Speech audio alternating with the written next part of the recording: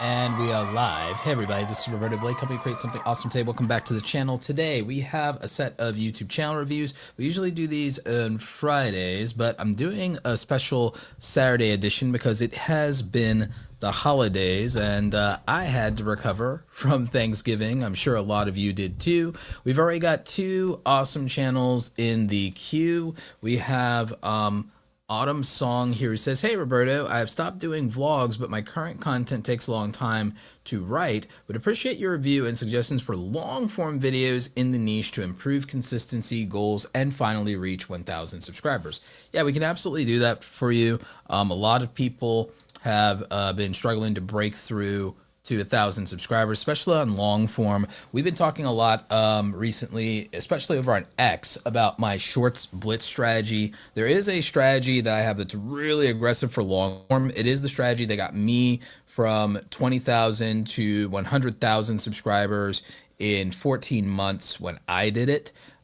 It still works today. I have clients who are using an advanced version of my long form strategy that have been more successful with it even than I did. It still works today with some modifications. The short split strategy has been working with people aggressively posting shorts in batches of either 3 to 5 every single day, 5 to 8 every single day. And that's been working for people in lifestyle. Even 8 to 12 has worked. So we've done that, and we've ran up the numbers with both my clients and also people over in X that have just been doing it in the community. And that has not tripped any spam filters. You post like 30 minutes to an hour apart for those. And you do it aggressively. The people it works the best for have been, it's not only these people, but the people it's been working best for are gamers who stream, because they can clip from their stream authentically, and then they have to edit either none at all or 5 to 15 minutes for every 1 minute of footage. So it works really good for gaming creators who do streaming to clip the shorts. It works for reaction channels especially well, news channels, politics channels. There's a version of it that works for the body cam footage niche as well. And there are other niches this works for. This has worked for vloggers who basically take the same strategy as Instagram stories and apply their Instagram story strategy, or straight up make their Instagram stories on YouTube Shorts. The other factor of this is the real value is in posting to YouTube Shorts, TikTok, Instagram, and if you have it monetized or you want to get monetized, Facebook. And this has been working. Music reaction channel I work with, Mugnify, he 100,000 subscriber creator, helped grow him from 4,000, been Awesome Creator Academy for like 2 or 3 years now. He told me that a video that was a YouTube short that underperformed on his YouTube channel as a short, it did okay, but it didn't do gangbuster numbers. You wouldn't even say it really underperformed so much as it was like just below normal. He posted it over on Facebook, and that same thing on Facebook made him $800 on one short form video. When it comes to short form, it is a volume based frequency of uploads, consistency game, 100%. A lot of people, they try to apply the thesis of big YouTube channels of quality over quantity to everything, and they don't account for an established channel that is known for bangers and that negotiates consistently on high dollar brand deals can absolutely advocate for quality over quantity. However, it's not a strategy that's universal to every format or to every niche or to every type of creator, and especially not to working class content creators. Consistency and volume works really well for shorts, and if you do enough of them for long enough, it monetizes really, really, really well. It can get some people monetized better and faster than they can with struggle bussing long form. That's not to say that long form doesn't have its place, its value, or its benefits. I'm a long form creator. I believe in long form, but there is a place for short strategies. And what I would tell you all is to just not be romantic about any format or any platform. I love live streaming more than I like long form or short form. Live streaming doesn't get as much views as long form, but it could easily make more money than long form videos, and it's not even close, especially since in the replays of live streams, you can do multiple ad placements, and multiple brand shout outs if you have consistent sponsors. So you want to look at things like that. They all have their place. Short form gets a ton of views, can get you a ton of subscribers, but people get frustrated with the low RPMs. I counter that with just having the creators I work with make a lot of shorts, and then it easily crushes the problem for the RPMs. Case in point, again, one of my recent clients let me share this, but I can share this on screen with you guys. Most of the creators I work with don't let me share their dashboard, but some of them do. So Jake and Eric, they let me do it from time to time to make a point. This is Jake. This is revenue from short form in the last 90 days. Now, we were working together primarily in September. We're working together again now. He embraced the short split strategy. This was the result. Shorts can make you a substantial amount of money. But again, he got a substantial amount of views from doing that short form, because this is from getting 100 million views, 21,000 subscribers came out of that. And again, most of it from the shorts feed there. But he also had to post a lot of content to do that. And it had to be good. It couldn't be slop, because again, 80% stayed to watch versus swipe away. So you do have to get it right. Getting the short split strategy getting it right matters. With long form, I'll show you guys something else. So with long form, I worked with Eric. He did the short form strategy. Eric did the short blitz first, and he did a short form strategy. But then he decided, what if I did the exact same thing, but for long form? And then he started aggressively posting long form. He started making videos that were more commentary style, didn't require a lot of editing, only required up to 20 to 30 minutes of editing per video. And so then he went to aggressive long form in a way that may feel unreasonable. And I'm not going to say it's an easy thing to do, but this is what happened for Eric by aggressively brute forcing long form instead, and taking what he used to do with shorts and the short splits. He decided to take it to the brute force strategy of long form, hyper aggressive, using a commentary style over gameplay, and it worked. And the gameplay is a lower RPM niche. So this is from long form. So you can win YouTube a lot of different ways. And we'll talk about that with reviewing you guys' channels. But there's a lot of potential for just different strategies to work on YouTube. I don't prescribe one size fits all. I tailor strategies to the creator and to the type of content and to the type of niche, and that there's entertainment strategies, which is what a lot of the bigger YouTubers and bigger strategists talk about, is they focus on the entertainment-based strategies, and that's fine. I've worked with entertainment-based YouTubers such as the gamers that I'm working with, but I really obviously love working with education-based niches and lifestyle-based niches, because I like working with content creators, especially that are a bit older, in the 30s, 40s, 50s, and helping them figure out their second or third career in life as a content creator, moving over from the corporate America side. There are a lot of people that I do help in their 20s, but a lot of them are also very career-driven, serious-minded, ambition, and frankly, they really understand the importance of revenue and caring a lot more about money than they do virality, because they realize they can get the life that they want if they're successful, instead of just worrying about being popular or famous. So, it's a mindset thing. So that's just kind of something to think about. And again, no one has to get those crazy numbers either. It's okay for this to be a side hustle that you take seriously, because that can make your life a lot better too. If you can make an extra $1,000 a month, I think that makes your life better. And if you like doing it, that certainly helps. So, just something to think about there. Again, I don't prescribe a one size fits all for this stuff. I just adapt it to the creator based on circumstances, lifestyle, work flow issues, how much free time they have, and what resources they're working with. Xolo Q says, hey, Roberto, I've been stuck Want to take more popular games on, but not sure what to do or what direction to go in. Mostly known for base building, but I'm not sure what games to look at. Okay, we'll take a peek at that. And then we've got our friend SwitchCorner. Hey, you've looked at my stuff before. I'm trying to work out if I should do shorts. Been changing my thumbnails last week. YouTube gave me a spike, 600 impressions on one video. CTR crashed to 1.2%, normally 8.8%. Would it hurt my channel moving forward?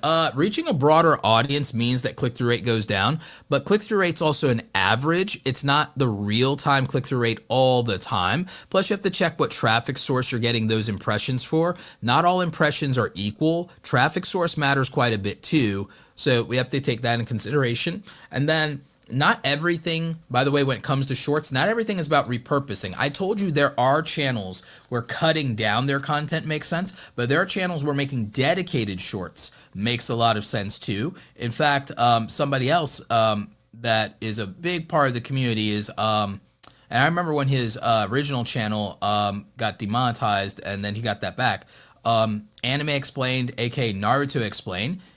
He's gotten a ton of extra views from clipping stuff, but he also had people complaining about the formatting of the clipping. He's going to make dedicated vertical shorts that are intentional now, and he knows that this is going to blow him up through the roof because he got such good feedback even with the minor criticism on the formatting of the shorts he's doing now. People like his approach to the short form videos in terms of the voiceover and also the delivery, but they didn't like the formatting with him taking footage from his existing videos. He's going to blitz dedicated shorts next year. There are plenty of other people doing dedicated YouTube shorts instead of cutting stuff down. Matt Miller's PC did it for his second channel. Recently, he shared that with us over on X. He went from 10,000 views per month on from just his long form to 1 million views per month in less than 30 days, but he made intentional shorts instead of just clipping from long form.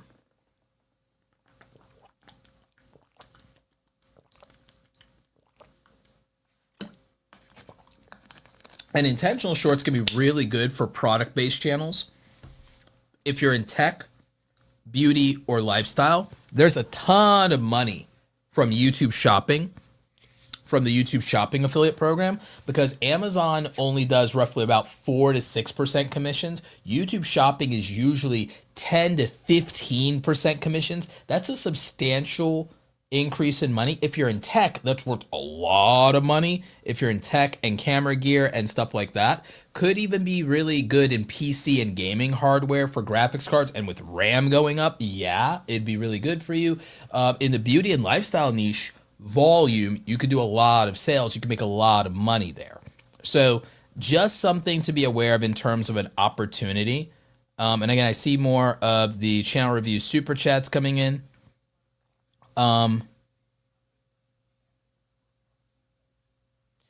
Okay, by the way, it's Xolo Q. Okay, got it. So yeah, so there's just a lot you could be doing with YouTube right now. There's more monetization updates coming with the brand integrations, the dynamic brand inserts. That's going to be huge. I have a video coming out where I actually spoke with YouTube creator liaison Renee Ritchie about that. So that's going to be really, it's going to be really interesting. Let's see, what type of shorts format would actually feed my long form instead of competing with it or confusing the audience? So actually the short form isn't competing or confusing the audience. They are different audiences that are not overlapping. We did come up with an aggressive strategy that worked, especially for Jake. We came up with an aggressive strategy that worked, and I could show you what we did for getting short form to feed long form, but y'all aren't going to want to do this. I'll be honest with you. You could do this, and it will help with bridging the short form to long form, but y'all aren't going to want to do it. You're not going to want to do it. And you're going to see why in a minute, why I say that, because I'm not being facetious. Y'all really just are not going to want to do this, but it does work.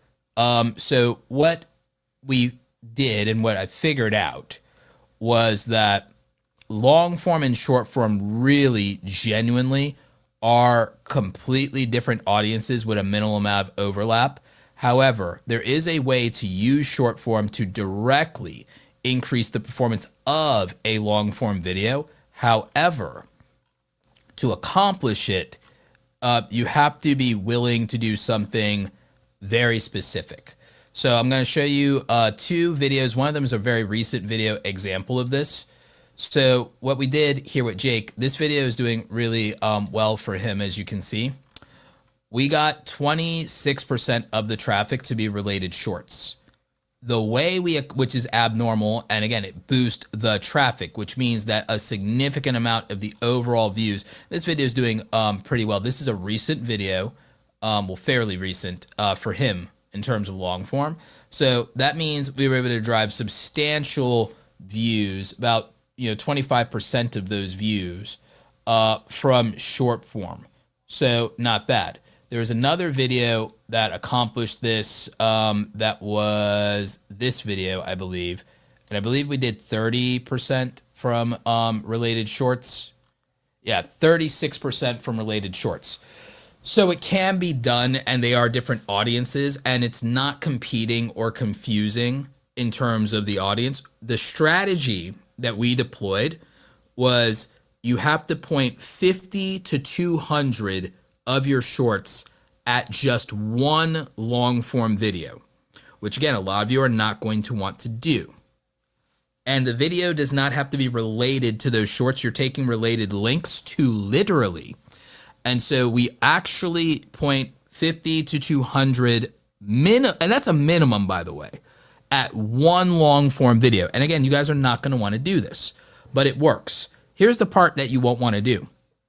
You have to intentionally pick that short, and it cannot just be your latest video or a video you want more views for. It has to be a video that did extremely well with new and casual viewers to your channel specifically, but you really want to do well with new viewers. Now, before this video ended up extending longer, this number with new viewers used to be about 40-50%. So again, you want it to do really well with that initial new viewer audience.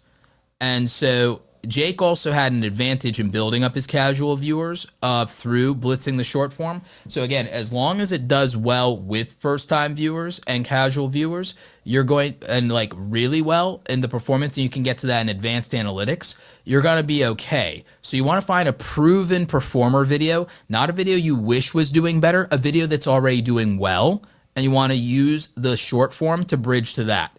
Or alternatively, it can be a video that is a sponsored video that you want to get more views on, because if you get more views on a sponsored video, that's going to be really good for you overall. So you could do it that way as well. And so again, a proven performer. So the thing is, the casual viewer increase came from the short form, but again, this is a proven performer that did extremely well with new viewers. So we wanted to push more traffic to that. So and you can see with the viewers that also watched, it's his own shorts, and it's these massive view shorts. So again, that's the strategy here. And so by doing a video that's already doing well with new and casual viewers, is getting a lot of views from mobile devices, it sets you up for something where the bridge to short form actually makes sense.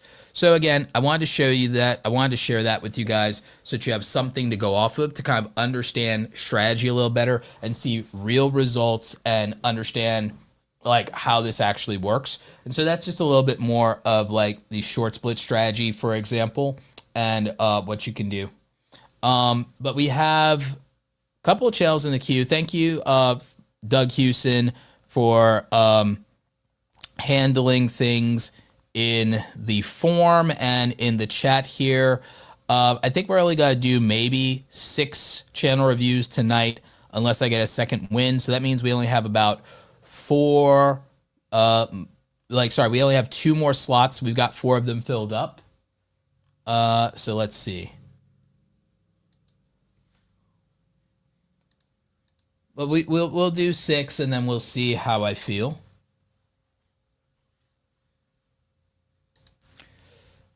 But also, before we get into those channel reviews, just a quick reminder to check out our friends over at oneof10.com. They sponsor our YouTube channel reviews for all of you, and you can check them out. They are the best tool for YouTube strategy and I've shown you how this works. They are awesome, and you can get 20% off by using discount code Roberto at checkout or using the link below. Get 20% off for life. This is trusted by over 100,000 creators, including me, and this actually helps you find outlier videos within your niche, generate potential ideas. I've shown you guys how this works a couple of times, and it can also help you specifically with your titles and thumbnails. I always tell you topic, which again, for a lot of you could be outliers, and that could also affect timing. Topic, timing, title, and thumbnail is what decides the views of a YouTube video. It's not actually your editing that decides that. It's really how the viewer perceives value, and that's going to be topic, title, thumbnail, and timing. And 1 of 10 helps you understand all of those.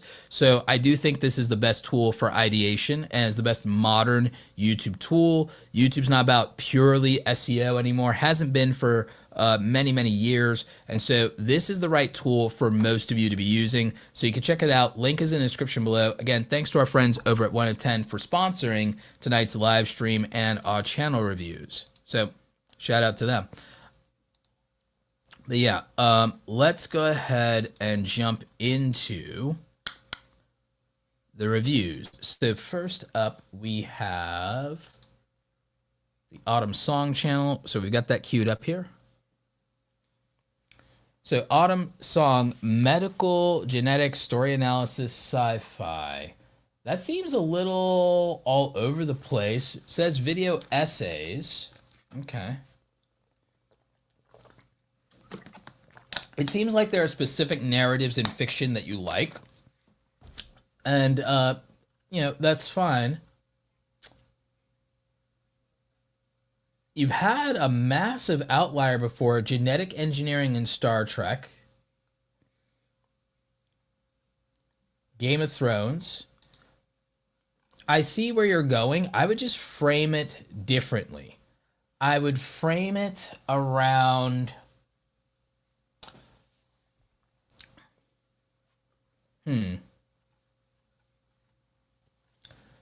You can cover exactly the same kind of content you're covering. I would just frame it somewhat differently. Because what's resonating with people, is the specific series.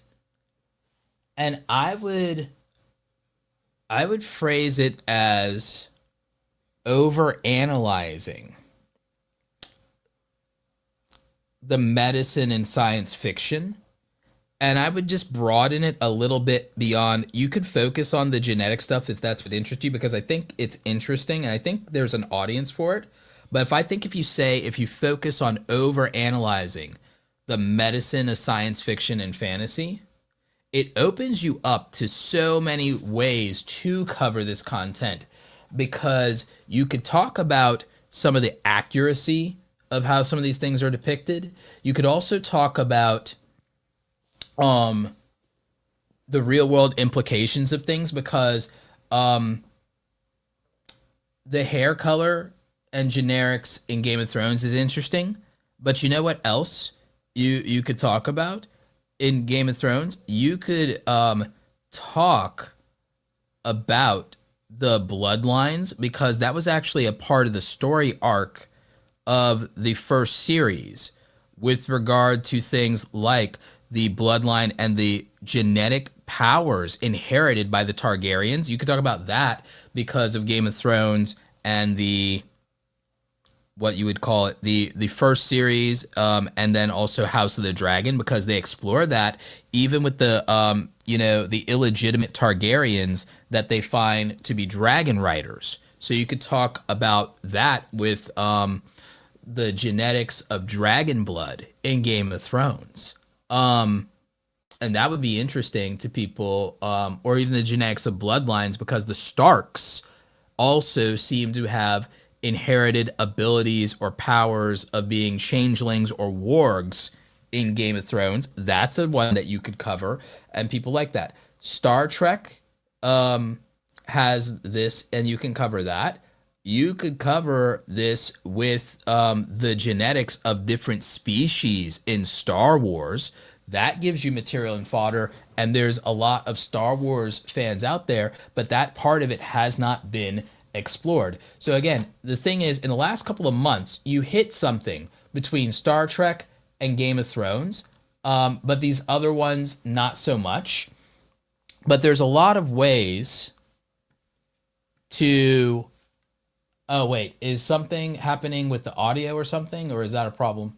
Is there an audio problem? Just double checking. Are we good on audio?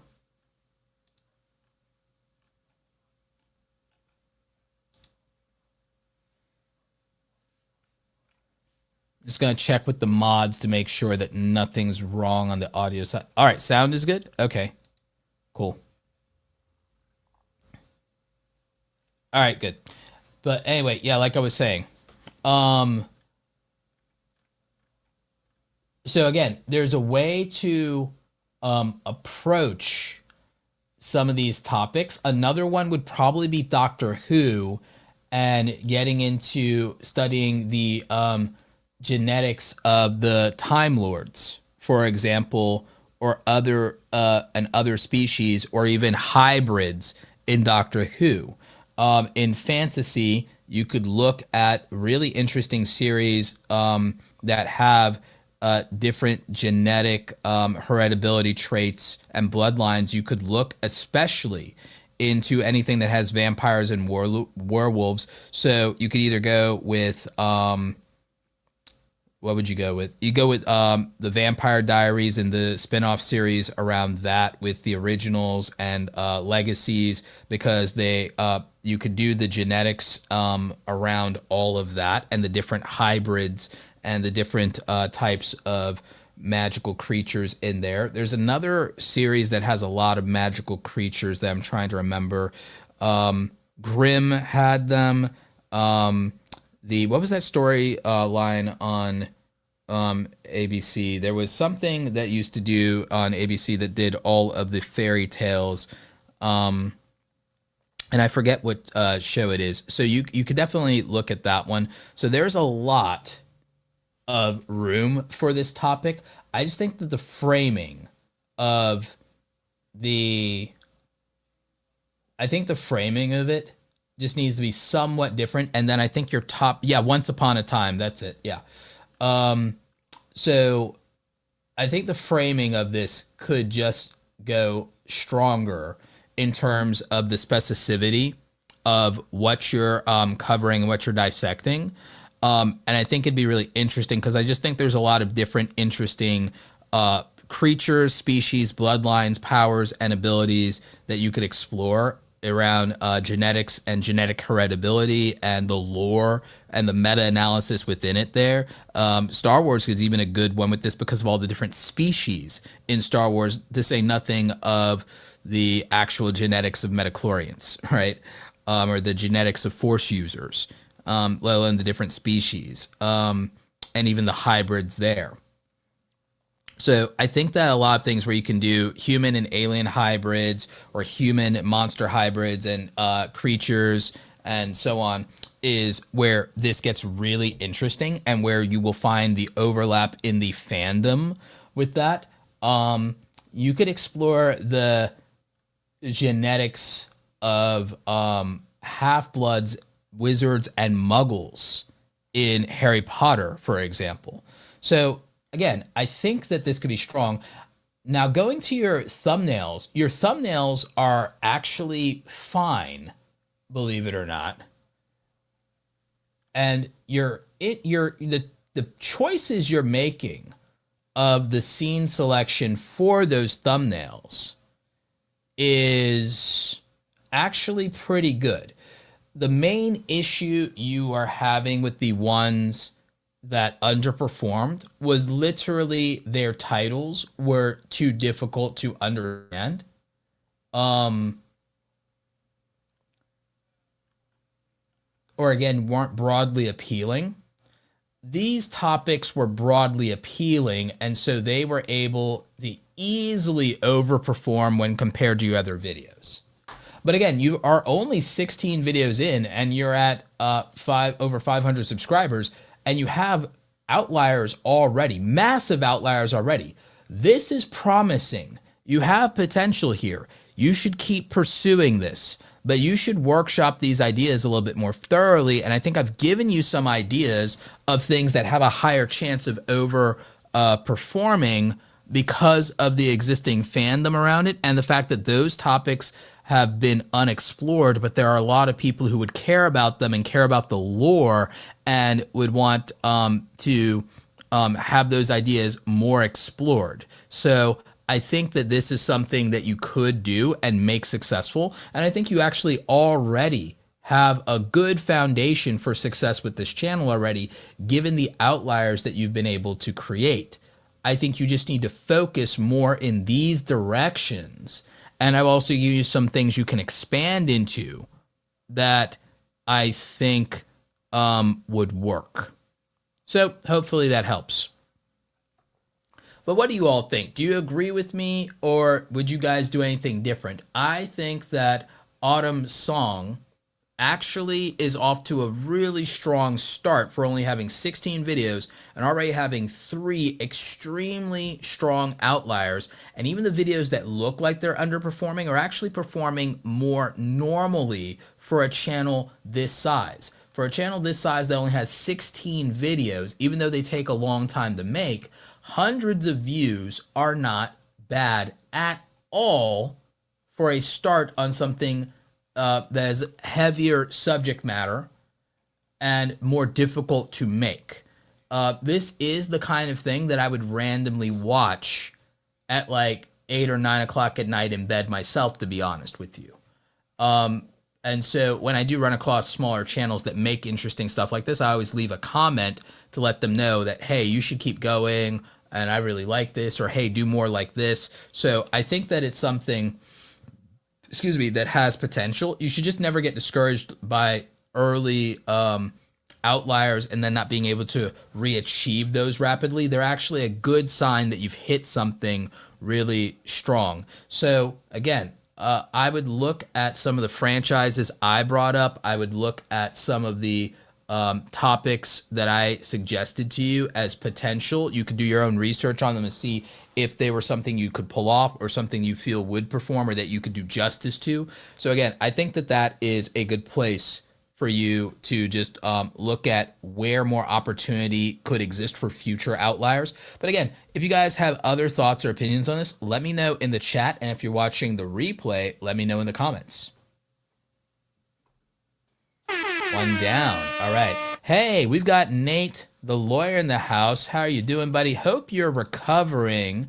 For those of you who don't know, Nate recently underwent surgery for a brain tumor, has been recovering. So Nate says, hey, Roberto, watched you from 500 subs all the way to my 700K. Appreciate you, man. Thank you so much. Almost died last week. Yeah, I saw that. I saw from the brain tumor. But as I recover, I had to tell you that your work helped me make my YouTube dream real. No matter what, thank you. Thank you, Nate. I appreciate you. The community appreciates you. We're all wishing you a speedy recovery and hope that you'll be with us for many, many years. We're all very thankful that you survived. A bunch of us over on X were pulling for you and sending up thoughts and prayers your way to you and your family. And we're glad to see that you've survived and that you're going to be thriving and you're going to be with us for hopefully a very long time, Nate. So we definitely appreciate you. So shout out to our friend Nate, the lawyer. Everybody wish him a speedy recovery. Let's see. We've got Harris McGrade.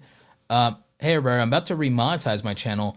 SciTrek would like any advice. We do podcasts for the most part now, but want to get into vids and shorts, trying to expand to more than one face for the channel and build a team too. Okay, we'll look into that. That's a little different. We'll look into that.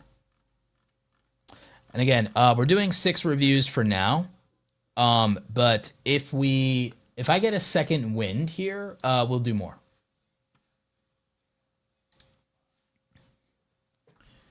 So next up, we have Xolo Q, Guide, Build, Slay. So mostly plays survival games. We've reviewed this channel before, but we're going to take a look at what's going on currently. Almost 3,000 subscribers. So let's look at the recent videos. Let's see. These are not bad views for videos. Let's see what's been going on the live stream side.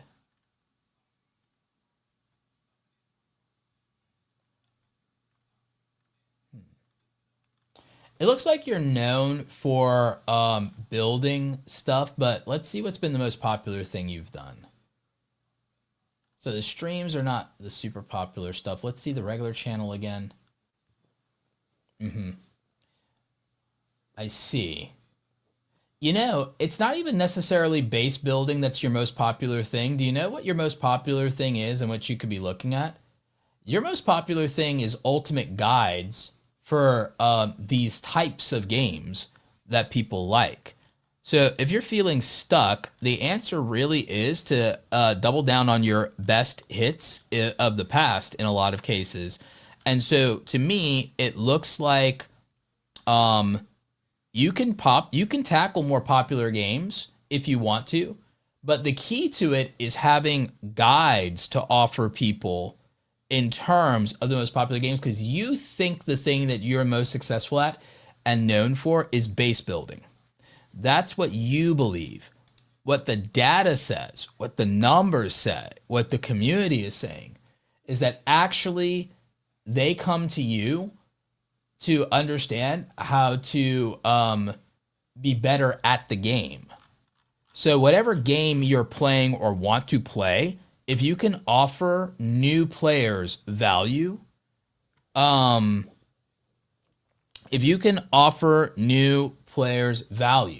of some kind, then that's what they're looking for from you. And to be honest, that's what most people are looking for long form content when it comes to gaming, is they're looking for something that can help them navigate a spot on a game. I'll be honest with you. The little bit of gaming content that I watch outside of having to work with gamers is whenever there's something that I am trying to do or remember how to do in a game or trying to do better, I'm looking for a guide. I don't watch gameplay to watch gameplay. I look for a guide. I don't really care about most people's opinions on most games. I'm looking for a guide to help me play the game better. Because I'd rather play a game than watch someone play a game. That's most people. Let's Play is mostly for live streaming at this point. So if you want to play games, you want to do variety, you can do those things on live stream. But when it comes to gaming content, most people are looking for guides to help them play a game. When it comes to gameplay value, the new Let's Play videos are actually YouTube Shorts. YouTube Shorts, short form gameplay, kills on YouTube Shorts. And so it's not just more how-to content, but yes, comprehensive. Again, a guide on a specific thing for a game that is popular. I mean, to be honest, it's kind of easy views, if I'm being honest. An example, if you gave me easy directions to the locations of every item in Metroid, I can not only watch that video, I can binge watch that video. In fact, I can watch that video 20, 30 times because I can watch it multiple times, needing to get through to every item or remember a location on every playthrough of the game. That video has value for me. So that'd be a good example for like Metroid Dread, for example. Or again, popular game getting ready to come out, Metroid Prime 4 getting ready to come out.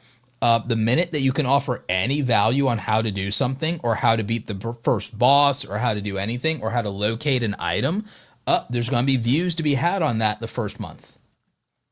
Hell, first week.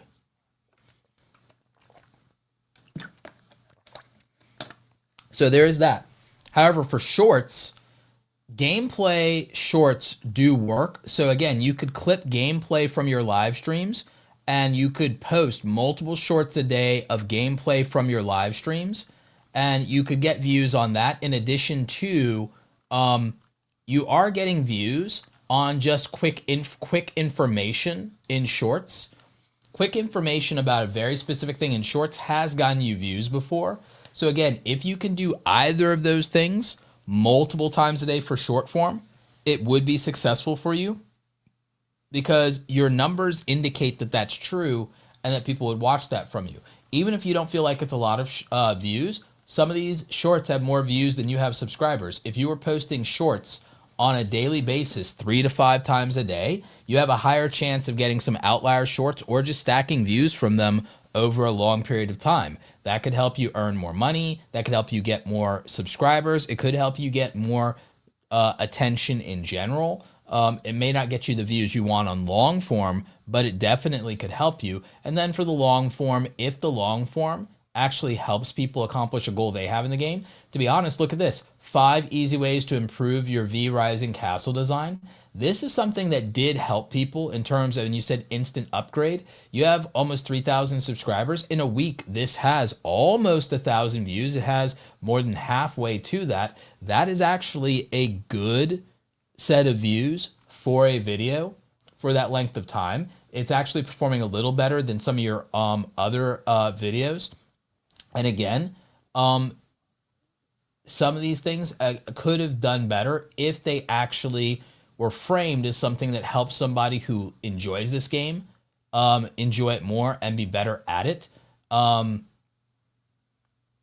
This one did, for example, this video that helps somebody with efficient crafting got almost 2,000 views. This video that's a Let's Play couldn't even break 100 views. So what this tells you is that people don't come to you for Let's Play and commentary. They come to you to help them be better at a game that they enjoy. You can get thousands of views when you help players accomplish something they want. Here you go. 4,000 views, 7,000 views. Now, again, there are some things with commentary if you address players' concerns. But if you're just doing gameplay, the difference is look at the value you get. You get thousands of views when you do this. And when you do this, you don't necessarily get hundreds of views. So again, that would be important, going forward. So again, you have to consider where you can create the most value for a viewer. If what you're concerned about is getting more views, more subscribers, you have to look at where you can create value for a viewer. And that won't always sync up with something you find the most enjoyable. Again, if you like doing Let's Play, I would stream Let's Play and not bother to worry about editing Let's Play videos. And I would clip the best of my Let's Plays and I would post them as YouTube Shorts. I think that that's the right answer for the future of Let's Play. I don't think the future of Let's Play is editing videos with commentary. I think it's doing live streams with commentary, and I think it's clipping those live streams with commentary for YouTube Shorts. And I think edited videos have to bring something else unique to the table when it comes to gaming. And again, that's what's working with a lot of my clients. Some people can do commentary on a game that has its own built-in controversy or a very opinionated community. So that works for some people. But for the most part, you have to really look at something unique that adds value to the viewer. And in fact, even editing style doesn't necessarily add any value to the viewer. Usually games visuals are entertaining enough on its own. So those things can also be personality driven. So again, my suggestion for you is live stream your Let's Play stuff, clip those things to YouTube Shorts, and post 3 to 5 YouTube Shorts a day, maybe even 5 to 8 of that if you have enough gameplay. Also for your YouTube Shorts, you're valued for information about games and hot takes on games in YouTube Shorts, and you get thousands of views when you do that. So again, I think you could benefit there with a streaming to Shorts type strategy for that stuff.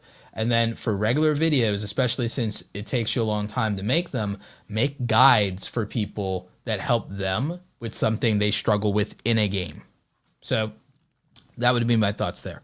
But again, what do the rest of you think? Do you agree with me? Would you do anything different? Let me know in the comment section if you're watching the replay. Let me know in the chat if you're still watching us live. Boom.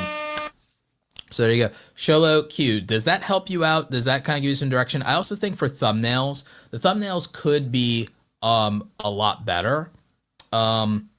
you know, I don't always mean to go in on people on their thumbnails. I know people are doing their best, but I also think the thumbnails could be a lot better, and that would drastically help. An example of someone, he's not in your particular niche, but a gamer that I've worked with that does really, really good thumbnails for their game is Corrupt YT. He plays Clash of Clans, completely different game than you, but he makes extremely clean thumbnails, like really, really good. So he'd be a good example of just a format and framing for thumbnails for gaming that can work effectively. Let's see.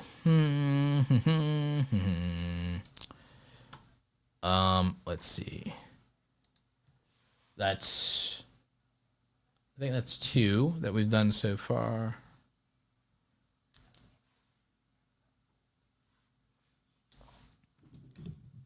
Next we've got SwitchCorner, and then we've got Laturals.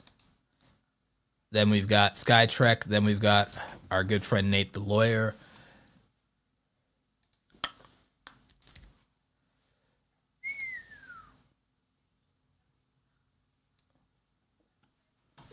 SwitchCorner is actually one of my favorite ones that we've actually done a review on before here.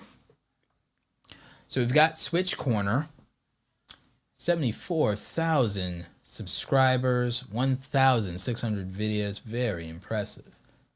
Most impressive. Of course, he's got a little network of channels here with PlayStation Corner and Game Corner. Let's see. So looking at the latest views, and I think you said before that you're feeling a little stuck was your comment. You're trying to work out if you should be doing shorts and you've been changing your thumbnails. Okay, so, excuse me. I think that these views are actually really good, especially in the last 6 hours. You got 3,000 views. This video is obviously going to do a lot better soon. And some of these are evergreen, so they're slow burners. You may need to lean in some of the hype around this Metroid game that's coming up, to be honest. Kirby's Air Ride. Oh, yeah, that's going to be good. I'm looking at that myself. So your thumbnails, by the way, are excellent. And I've always complimented you on your thumbnails. Your thumbnails are excellent. I'm going to give these thumbnails a 4 out of 5, if not a 5 out of 5 on the thumbnails. So very good there. Topic and timing is really your bread and butter, and you're at the mercy of the sentiment within the Switch community on this particular channel, which is why it's actually good that you have the other channels, because for you, if sentiment is up or down on one thing, you could do the other. So I think that there's value in doing that. As for shorts, I do think that shorts could work for you. The thing is, if you do shorts, the approach to it could be what you're doing here, but I think actually if you do shorts around a lot of these games and you do facts, lore, and things people are sleeping on, this could work out. But you'd have to do intentional shorts, and it wouldn't be clipping from your long form. It'd be intentional shorts like what you've been doing.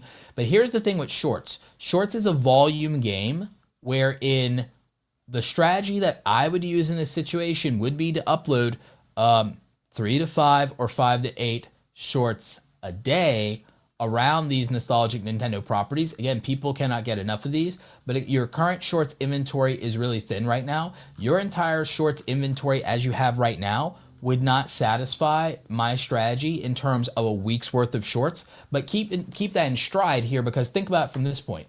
Your combined YouTube shorts inventory has basically, let's say it averages roughly 5,000 views a short, and you have 4, 8, 12, 20, 24. You'd be looking at an extra minimum you'd be getting an extra 150,000 views a week, which is another 600,000 views a month. That's a minimum. And I don't think that that actually be the case.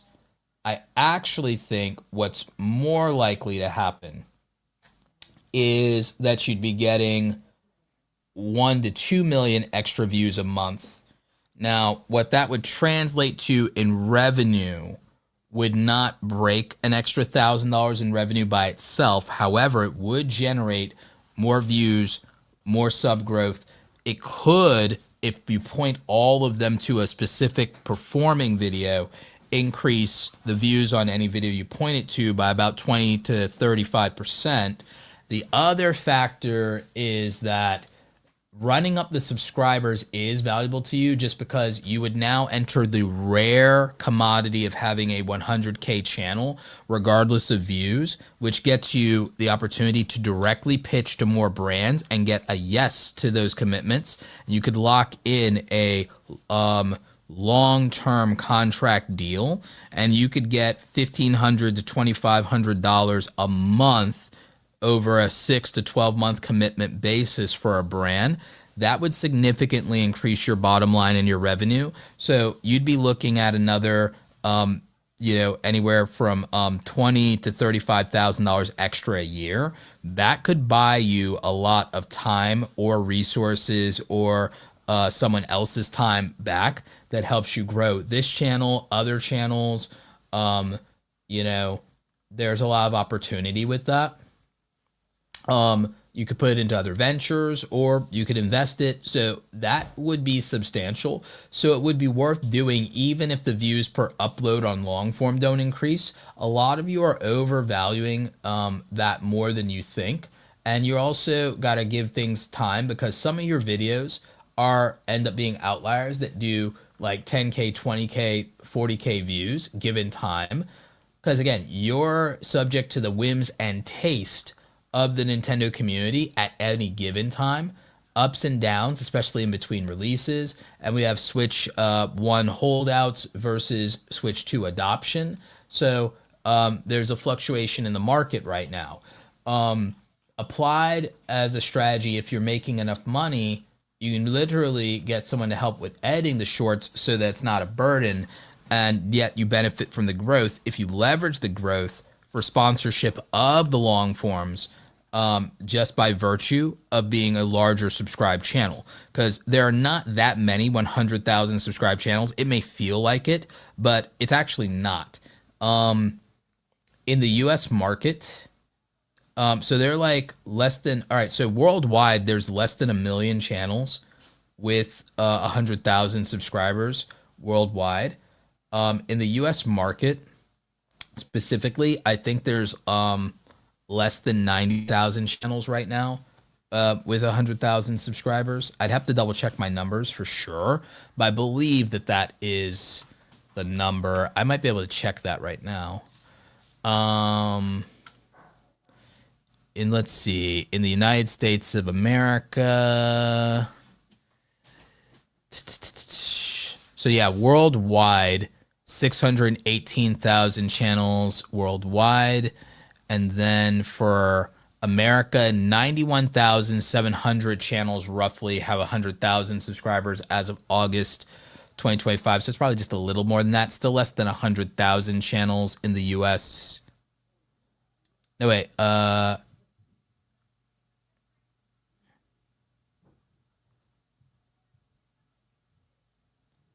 Wait, about 100. All right, so wait, I have to check this update. It's closer to 105 now as of October. So I have to change and update that. So yeah, it's about 105,000 channels in the US. So just over 100,000 channels in the US. And not all of those are gaming channels. So there's a certain amount of channels, a couple thousand channels that are gaming channels with 100,000. And then there's a limit to how many of those could be like Nintendo focused channels or channels that are family friendly, so on and so forth. So, and then how many of them are active, and then how many of them already have sponsorship commitments, et cetera, et cetera. So again, there is a commodity that a lot of you don't realize to just having 100,000 subscribers that gives you leverage in the marketplace when it comes to brand deals. But a lot of you also are making the mistake of waiting for brand deals instead of doing outreach to brands.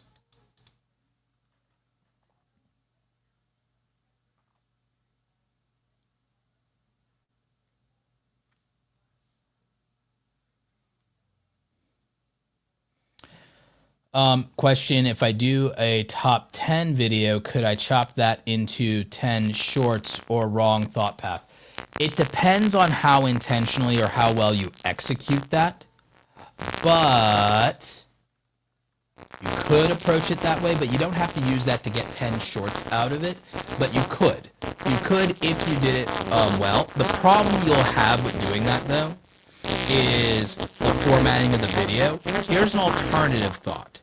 Use the voiceover from that video, but not the video footage itself, and go ahead and make the 1 minute or less of footage you need for every one of those top 10s. But like issues, what's wrong with my is no audio is let me ask you guys what's going on. What is the audio issue?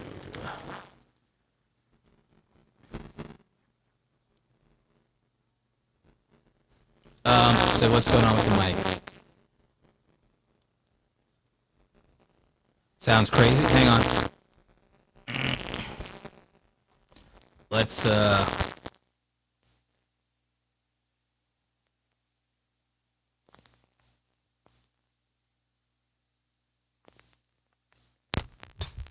right, how's that now? Is that any better? Is that audio any better?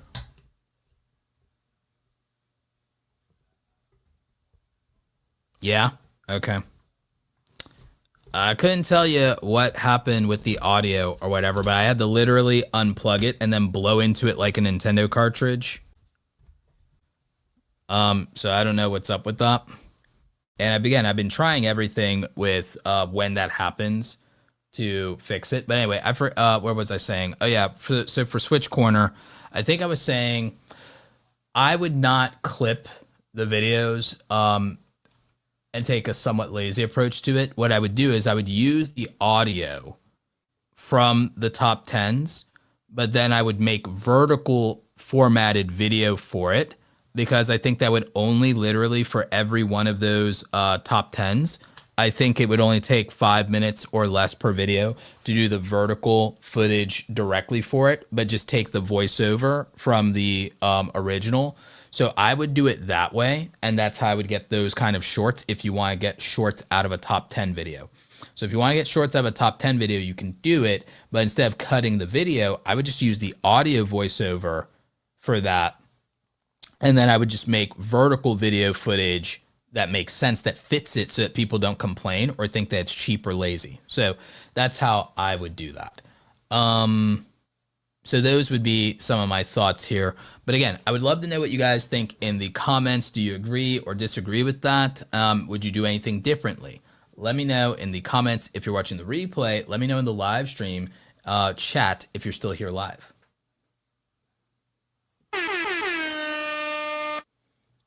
So yeah, there you go, SwitchCorner. Also, apologies for the audio. Again, I've tried everything. I literally yesterday rewired my desk to try to avoid the audio issues, and I finally threaded this new cable, because this is a brand new audio cable, through the boom arm, and I adjusted everything to try to deal with the difference. At this point, I'm starting to believe it's just the bloody Rodecaster.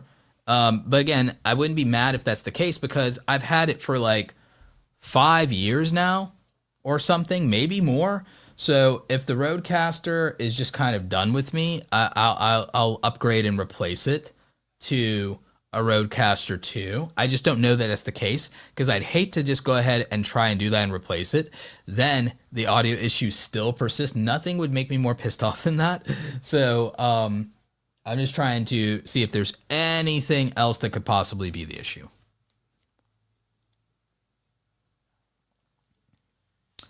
Let's see here.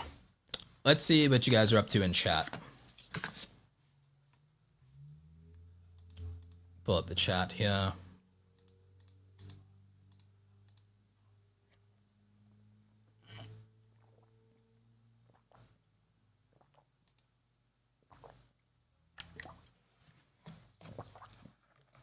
Something about particular outreach to sponsors. Been doing it since I was at 20K stubs. You'll be surprised how many are willing to pay, how much really pay. Yeah, no, sponsors will pay, and they'll pay even for a channel like at 20K subs. Again, people do not realize how rare large channels are as a commodity and what you can get at varying milestones. It's actually really interesting. But also, again, people will pay a lot just to be associated with a 100,000 subscriber channel. People would be shocked, I tell you. Oh yeah, SwitchCorner, you could be using your community post feature a lot more. That is a lost opportunity. Absolutely, you could be using that more. So yeah, I would definitely be looking at that. Good call, DFF123. What is the minimum size for text on thumbnail? The main thing is for it to be readable. I would have to look in Photoshop right now to give you a point size or a pixel size, but you really should be making the fonts readable and as large as possible. And usually you want to use sans serif fonts. We usually recommend Babus New, Compacta, Futura Bold, Oswald Bold, things like that. Poppins Bold, because those fonts are highly visible and very easy to read. In terms of a font size, it's a great question. I'd have to look in Photoshop specifically to give you a good read on a font size to use. If I were going to guess though, if you're asking for a minimum on a font size, my instinct says as a minimum, and I cannot swear to this without opening Photoshop, but my instinct says maybe 64 point should be a minimum. But again, I can't swear to that right this second unless I open up Photoshop. But my instinct is screaming at me that like it needs to be a minimum of like 64 point is the smallest you could go. But if you wanted like a really good font size to use for it, I would argue for anything from 120 point to about 160, 150 point font is probably the right answer for most thumbnails. You can get bigger than that. Don't get me wrong. You can get bigger. You can go to 200, 250 point. But I would say that here's what my right size and my minimum would really be for anything that was important or was the most important thing.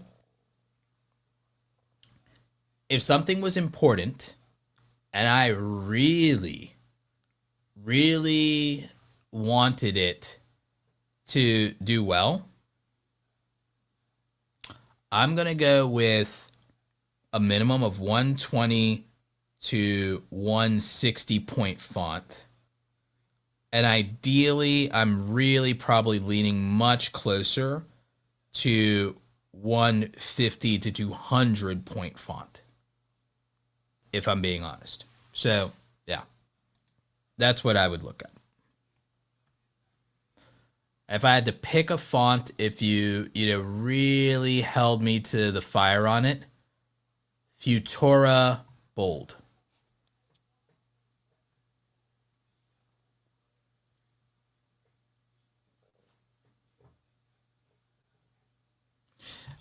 You've spoken about 5 shorts a day, let's say, as a baseline. Have you ever seen someone try 3 to 5 long form daily? Oh yeah, absolutely.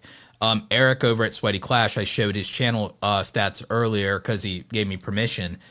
He's doing that with long form in a gameplay commentary niche that works for him, and he's absolutely killing it with that. You have plenty of people in his prime, like Nate the Lawyer was doing like 3 to 5 long form a day. You have body cam channels doing it. You have news and politics channels doing it. You have Tim Pool, Anton Daniels, you have them doing that daily for commentary and YouTube drama channels. You have Pegasus doing daily.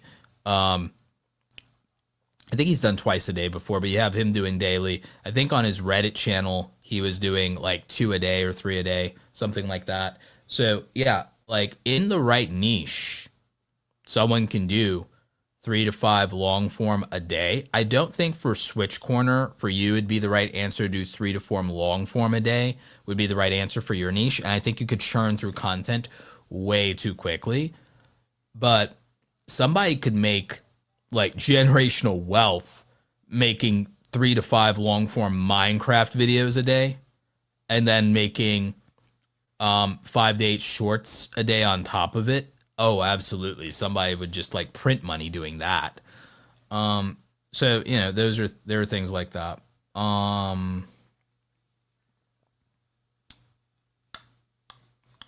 Yep.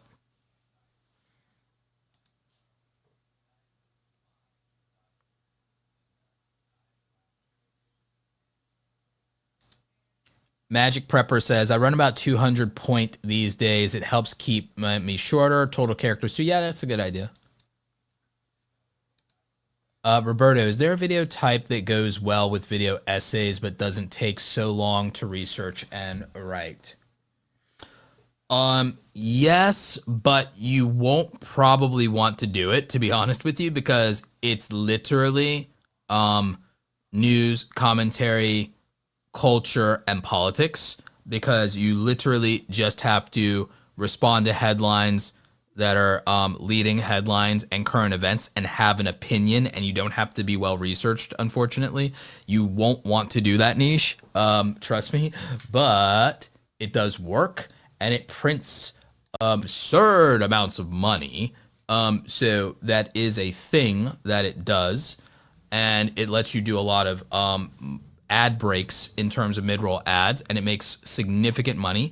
It can be filmed with low effort. It can be used and it can be done daily for the short cost of about 30 minutes a day of your life to do a single one daily. You could do a 90-minute to 2-hour live stream or live to tape version and then put out 4 or 5 videos a day and make bank with that. But trust me, probably not great for your mental health to do that.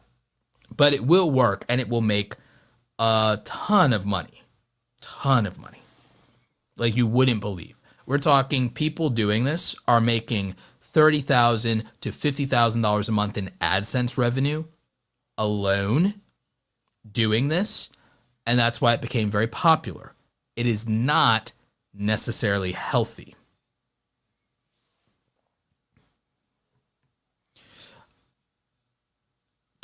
Yeah, it wouldn't be popular in doing it for media properties. It wouldn't be popular in doing it for like Strange New Worlds or anything like that. Like I said, it would work in cultural commentary, politics, and news, but you don't necessarily want to do that unless you do. You can if you want to. I'm telling most of you, you would be healthy staying away from those, but it does work for doing daily, lower effort, high volume content with decent production, because I don't mean low effort production per se. You could do good lights, good audio, you could do all those things, but it means no editing required, no massive research or script writing required, and you can fire from the hip and people will watch it. And it works and it makes a lot of money and people do it.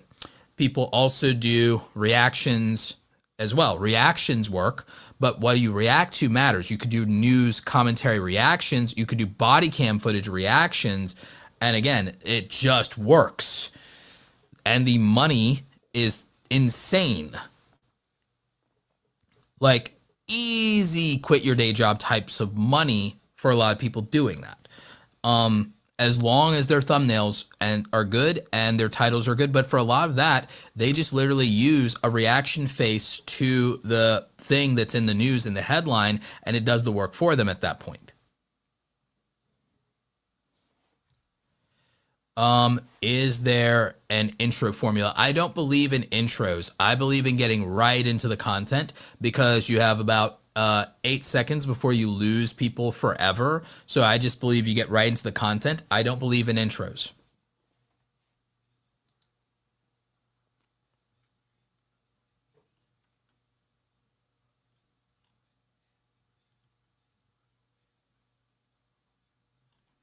Yeah, Oswald Bold is a really good font. Yep.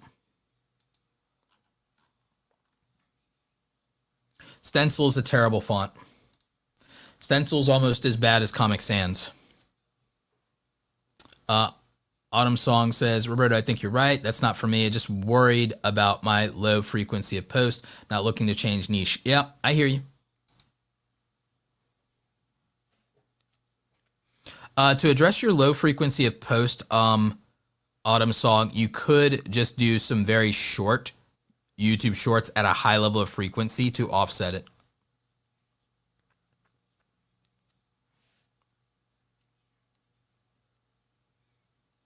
Let's see. Oh yeah, we've still got 3 channel reviews to go. We're making good time though.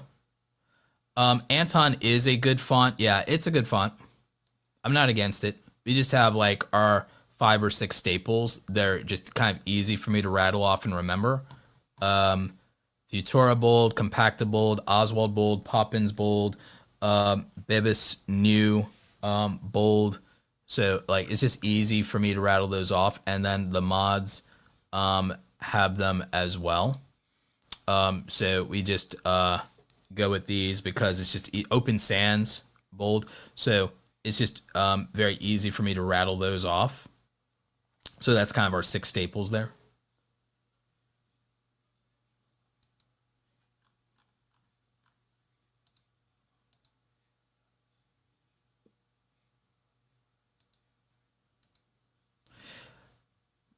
The title and thumbnail should have given you the context of what the video is about sufficiently, and then your job is to immediately deliver on the expectations of that title and thumbnail, and you have 8 seconds to verify and validate the viewer's expectations from that title and thumbnail. If you disconnect from that, then you have lost them. Yeah, Stencil and Comic Sans are terrible fonts. They just are. Worse fonts. Stencil, Comic Sans, and what else is a bad font? Most of the decorative fonts are bad. And to be fair, Stencil may not be the worst font, if I'm being honest. I might be being too hard on it. But Stencil is pretty bad. It's just probably not like the worst. There are better fonts that accomplish what Stencil tries to do. New Stripe is a much better font than Stencil, for example. Cargo is a much better font than Stencil. Stencil's not the worst.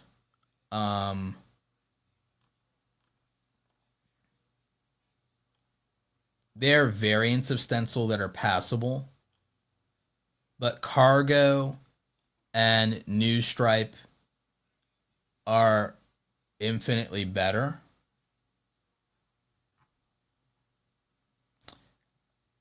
As a variant, Stencil Ease is not bad. And as a variant, Peligro Stencil isn't god-awful. But the standard Stencil font is pretty bad. But Comic Sans is always the worst. Brass Stencil is not bad. So it depends. It depends on whether you're using the standard Stencil font or its variants. But it's because some of the variants are passable. Some of the variants I could live with. But the standard Stencil font is bad.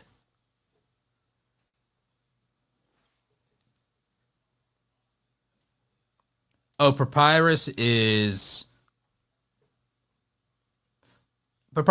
god awful, but it's been so badly used and overused that it's like, I think that the movie Avatar ruined the Papyrus font, if I'm being honest. Compacta is better than Impact. Compacta is a much better font than Impact if you go look into Compacta. And Champion, Heavyweight, Welterweight, and Featherweight are also better than Impact.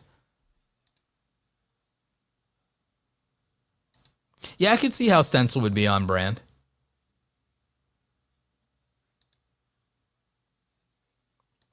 Yeah, it's a branding thing. I think there are fonts that get closer to what you want though for that military style look.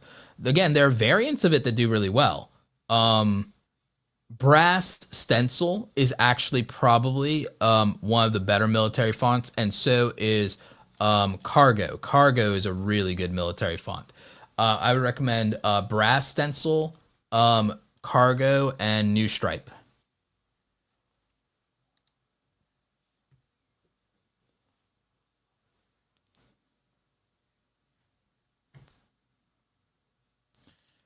All right, let's take a look at our remaining channels, and then we'll see if I have a second win to do some more of them. So we have Laturals. Again, this is a good font, and let's see, 74,000 subscribers. Congratulations.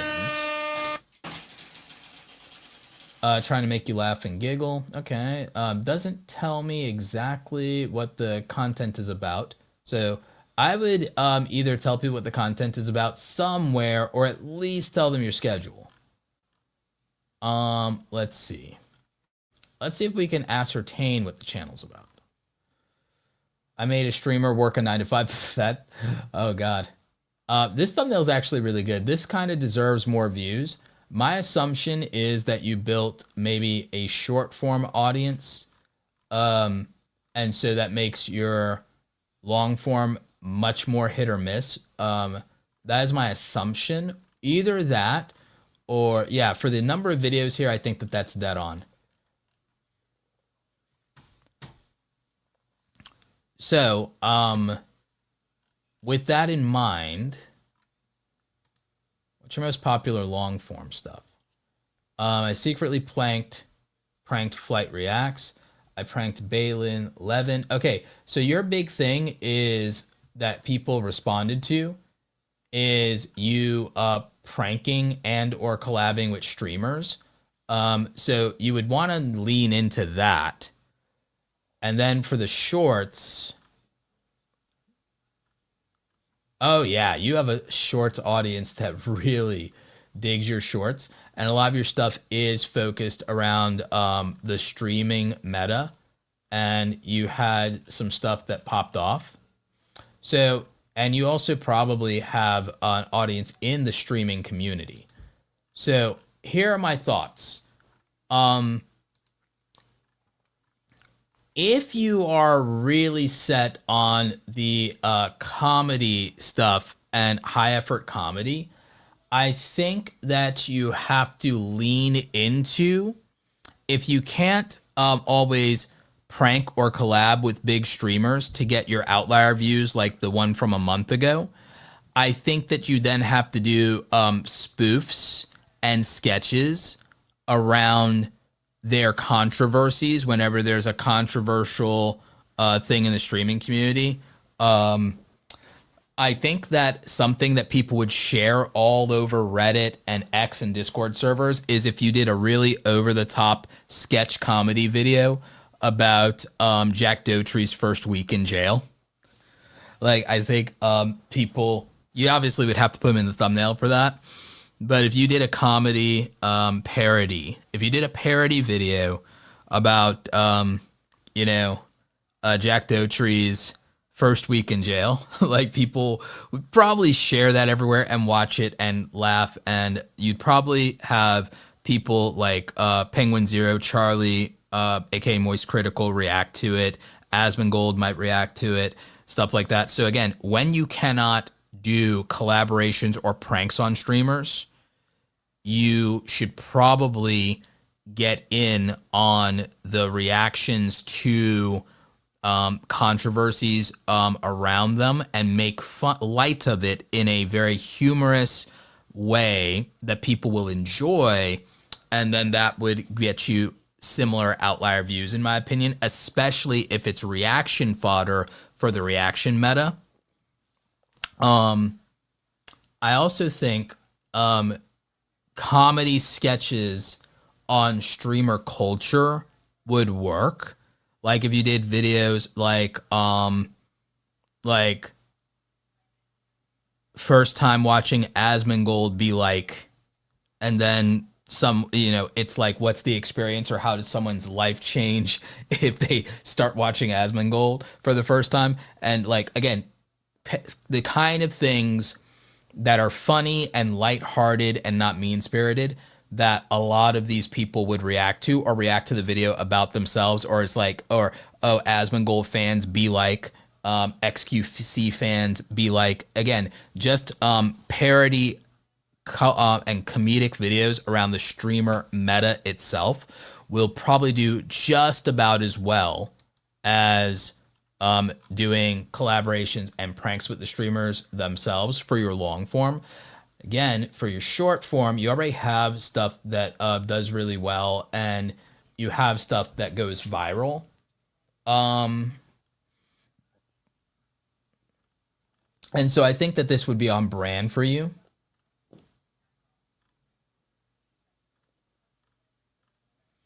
And again, you would have to go to more in-person events to be able to do the over-the-top content.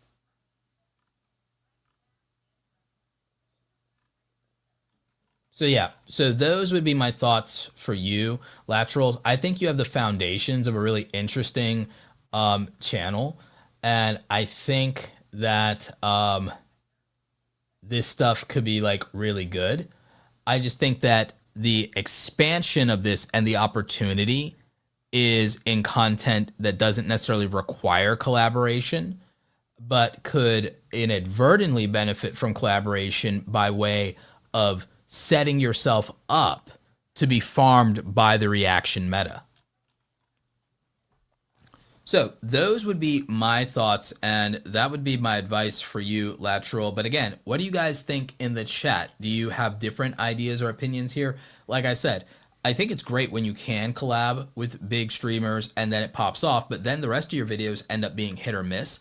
But if you move into something that sets you up with the culture for something like the reaction meta, if you set yourself up for something in the culture through parody or of a fan base, if not a streamer, then I think it's something that can get distribution beyond your own channel and beyond just the pure YouTube algorithm by people sharing it abundantly in Reddits and Discords and on X, and then that could get people going and looking you up and finding you. And again, it could set you up for the reaction meta. So it's things like that that I think actually could grow something like this and put you over the top. So like I said, those are my thoughts. If you guys have a different idea or you agree or disagree, let me know in the comment section if you're watching the replay. Let me know in the chat if you're watching live. Boom, there we go. Thank you to my friend Andrew Ken. Says, amazing work as always, Roberto. Appreciate you, buddy. Can't wait to see you again next weekend over on the Opus Clip channel, where we've been doing a lot of cool stuff over there. So appreciate you. We ended up taking the weekend off, but here I am on a Saturday night. Oh, you're digging the font talk? Yeah.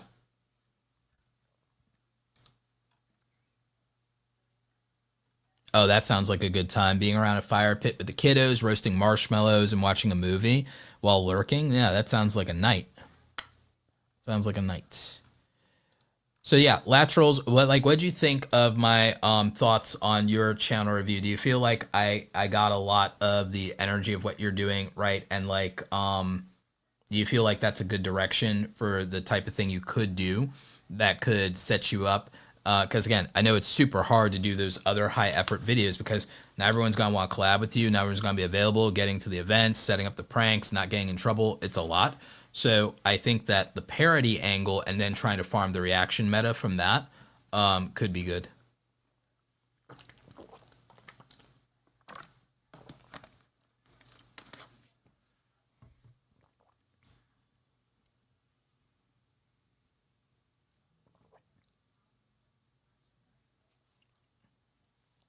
Let's see.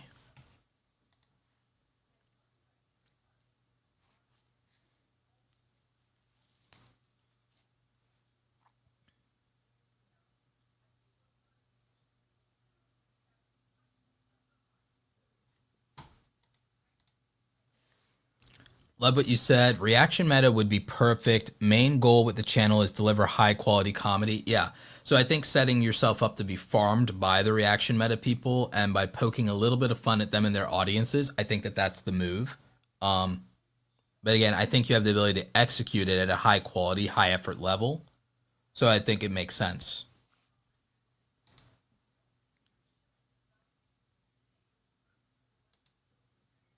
How long would a video be if I did a top 10 list of games?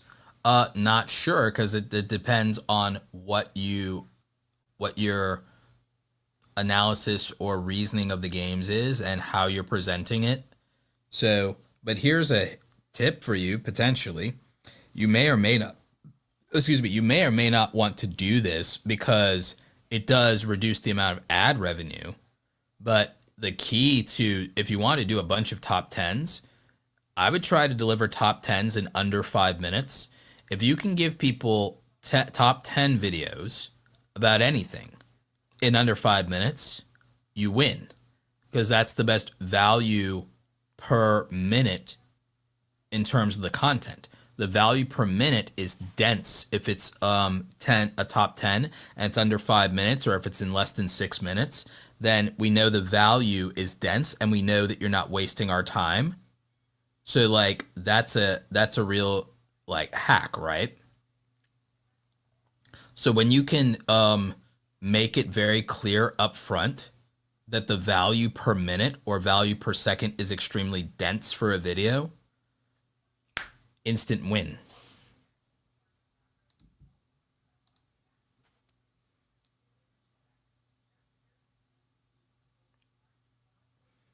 Magic Prepper says, let's say you've demonstrated the ability to run a successful channel. How can you use that experience to better yourself financially outside of YouTube in the sense of just running channels?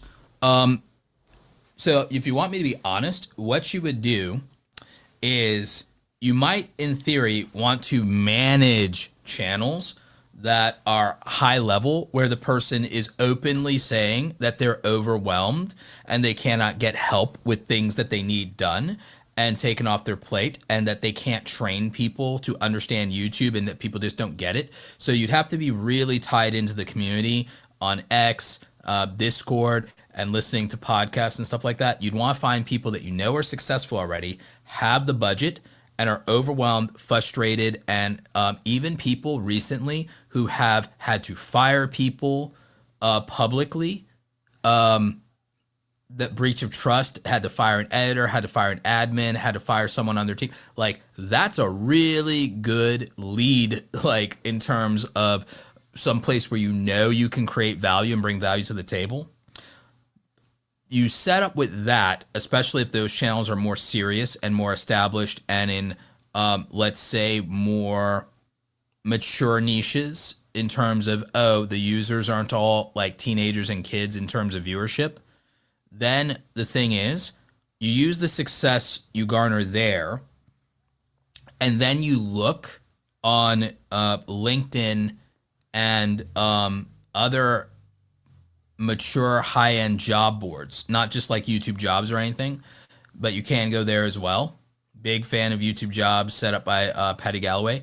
You look for companies that offer remote work for social media management and or are looking for consultants or social media directors.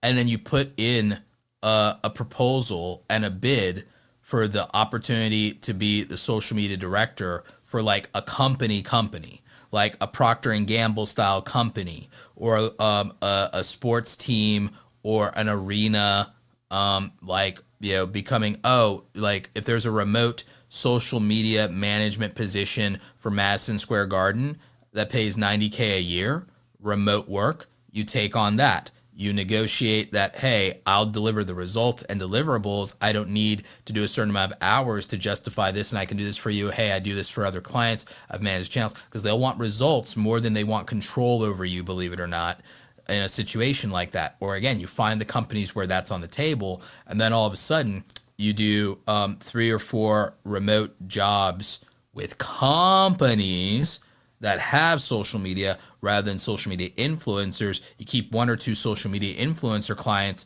unless you scale the operation and you have enough of a team that can pull it off.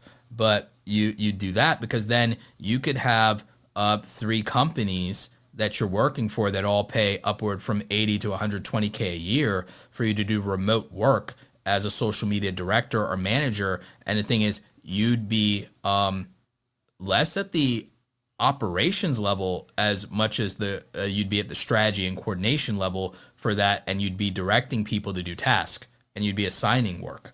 And they're willing to put somebody who can deliver and has the experience and has the knowledge base, because the issue they have is someone not having the knowledge base. There's a lack of people who have the knowledge base to scale online audiences organically. That's a very, very small pool of people, and yet there are a lot of companies and businesses that would want that. You guys have to remember, there are 36 million small businesses in America. Small businesses could be making a lot of money to a little money, but that's millions of companies in America that have budgets of millions upon millions of dollars. There are millions of companies in America making millions of dollars. There are people out there with companies that have budgets that do not have people who have the skills to deliver the value that they currently want, especially in something as new and volatile as social media marketing. Just because people have a background in marketing doesn't make them good at social media. And there's a lack of that in the talent pool, and a lot of the people who had some skill or transitioned their traditional knowledge, they've left the industry, aged out, or gone independent. They've gone independent. I did that in corporate America. I went independent. Now, getting me, you'd have to hire me as a consultant if you're a company, and you're going to pay me a lot more. Like, if you hire me now, you're going to pay me in a quarter what I used to make in a year. If you're a company, and you want me and you want to pick my brain, you're going to have to pay me what I made in corporate America in a year every quarter. Like, that's how it would work. So you would do something like that if you really, really want to benefit yourself financially, like we're talking about. You would either, again, you'd start with working for established YouTubers, build a portfolio now of managing YouTube channels and social media accounts other than your own. You want to eventually not just run the YouTube channel for that YouTuber, you want to also be the director over their other social media accounts, especially their like short form and streaming and multi-stream, because then that's on your resume. Now you're not just a YouTube channel manager, you're a social media director. Now you go and you plug yourself into opportunities to do that for corporations. Corporations have bigger budgets to do that than YouTubers, even with a business. So then you get to do that for companies that are at an enterprise level.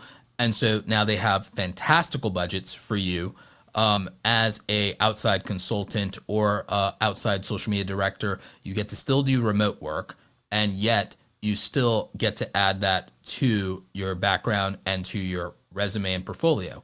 And you rinse and repeat this, and you get clients. And again, you could use this to scale and train employees under you, and you can scale it, or you can stay a very, very small, light operation, work with only who you want, and make significant money. And you still get to run your YouTube channel if you want to.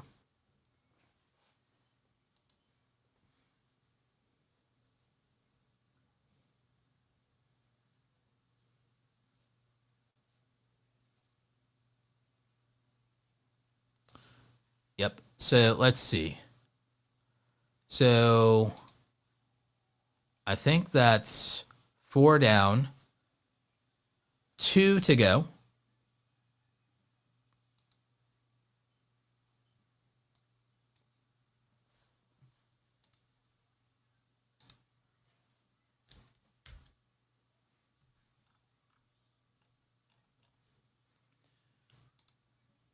All right, all right, all right. Stay hydrated here.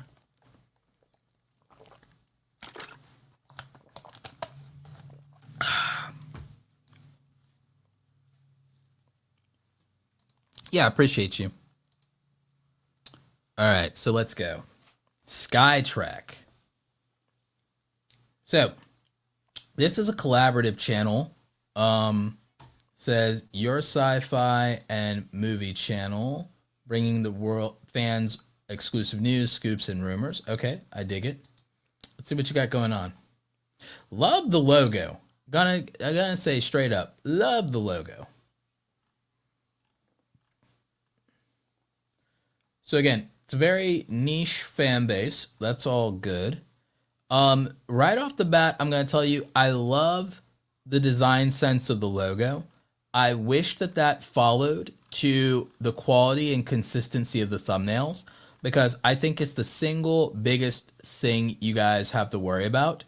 And I think that this definitely needs to be addressed. And I would unfortunately have to say that most of these thumbnails are a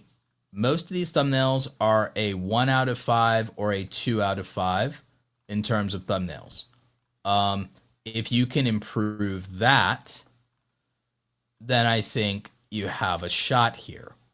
Now, in terms of in your niche, thumbnails that work, these aren't the highest effort thumbnails in the world, but Charlie at Emergency Awesome,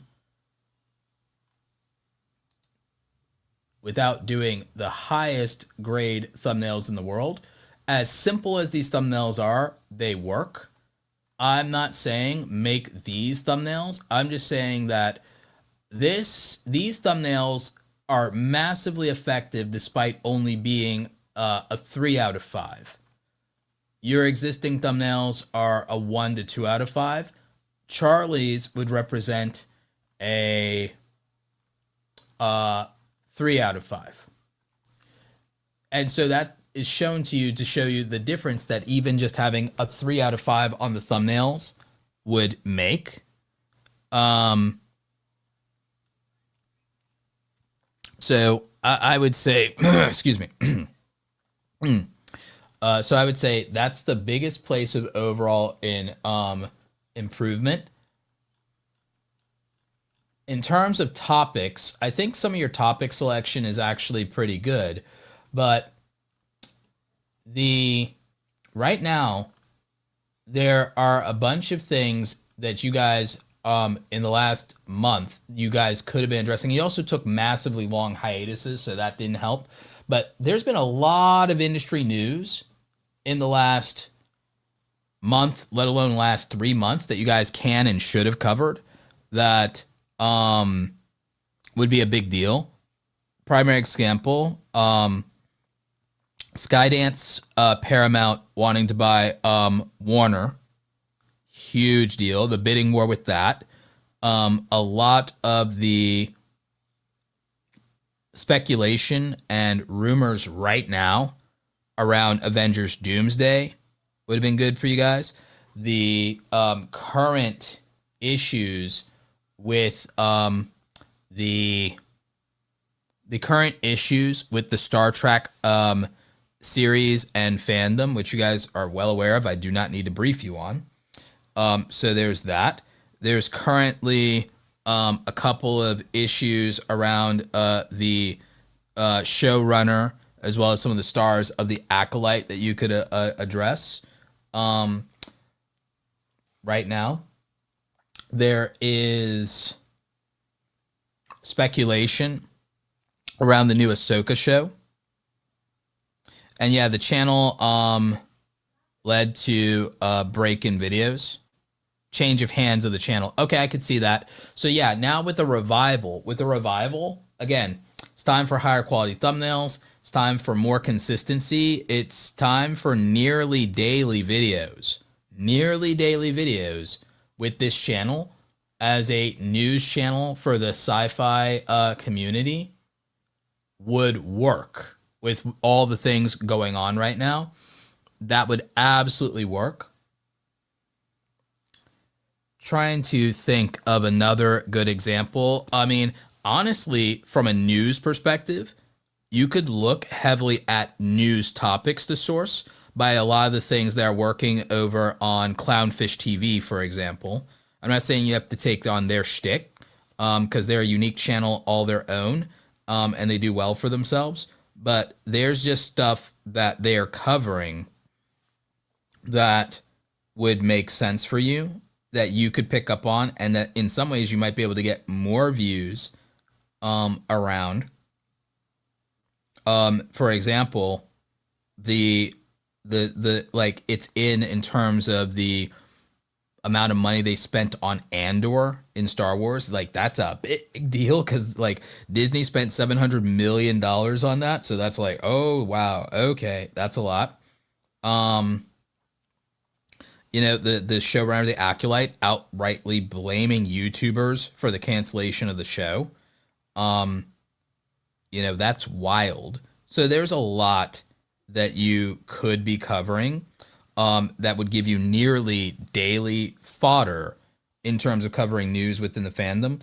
But again, the biggest issue would be the thumbnails, and you would either need to radically improve and or simplify the thumbnails or outsource to a thumbnail artist.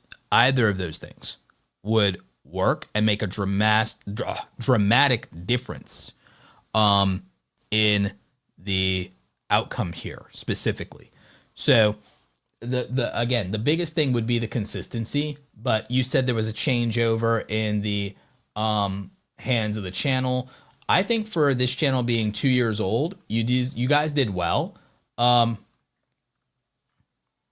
Well, actually a little more than 2 years old, but it had a prime. You guys had a prime and you had momentum. Even without the best thumbnails, you guys had some success. So I think, again, frequency, consistency, that would do well. Any advice on the podcast side of things by chance? It depends on how you're doing the podcast. It looks like you're doing them live to tape. Big advice on the podcast is you need to not do these repetitive generic thumbnails. The thumbnails need to be individual episode thumbnails, and they need to be of much, much higher quality. These are, again, 1 out of 5s. So there is that. But if you're going to do the podcast, you also need to lead with a very, very strong hook around something that is current, that could kind of flip to evergreen, but is relevant in real time. So that would be stronger positioning for the podcast. And again, I would go stronger on critiques instead of doing recaps.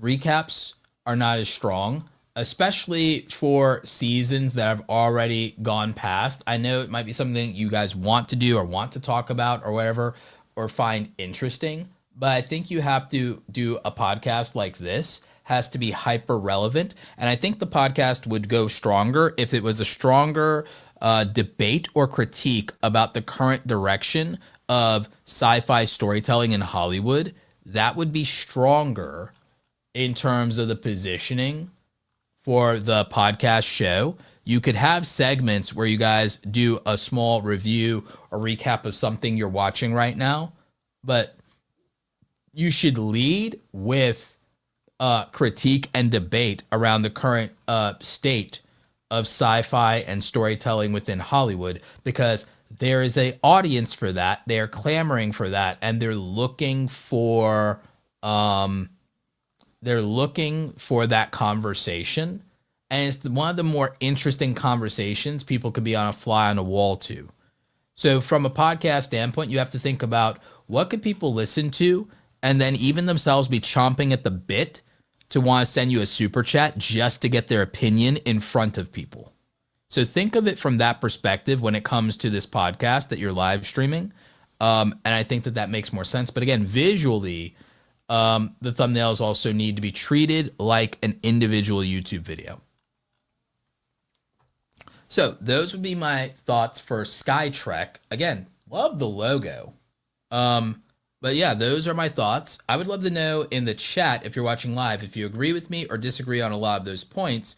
And then if you guys are watching the replay, I would love for you to leave me a comment. And there we go. So hopefully, SciTrek, that works for you in terms of, some feedback on some things you're doing well, things you could be doing better, and the direction. I think now that you've worked it out, change hands, I think that this will just help steer you in a more clear direction that can be consistent, and it has some potential to scale and to help rebuild traction with the audience, since unfortunately that situation happened where the audience was ghosted for like 8 or 9 months. So I think this would help with rebuilding. I really do.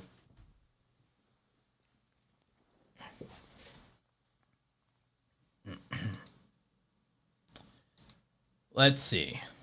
Last, certainly not least, and this is probably the last one because again, I probably just tonight just don't have it in me because we're like at almost like 9 o'clock now.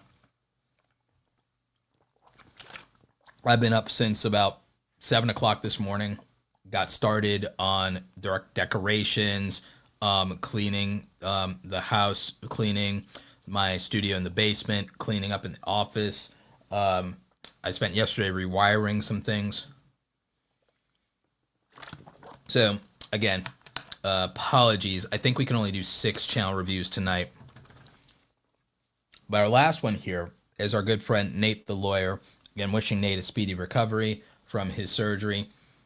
700,000 subscribers. Again, this man, I think this man is asking for a review for the love of the game at this point, but we'll try and see if there's any value at all we can add to this already legendary channel. So,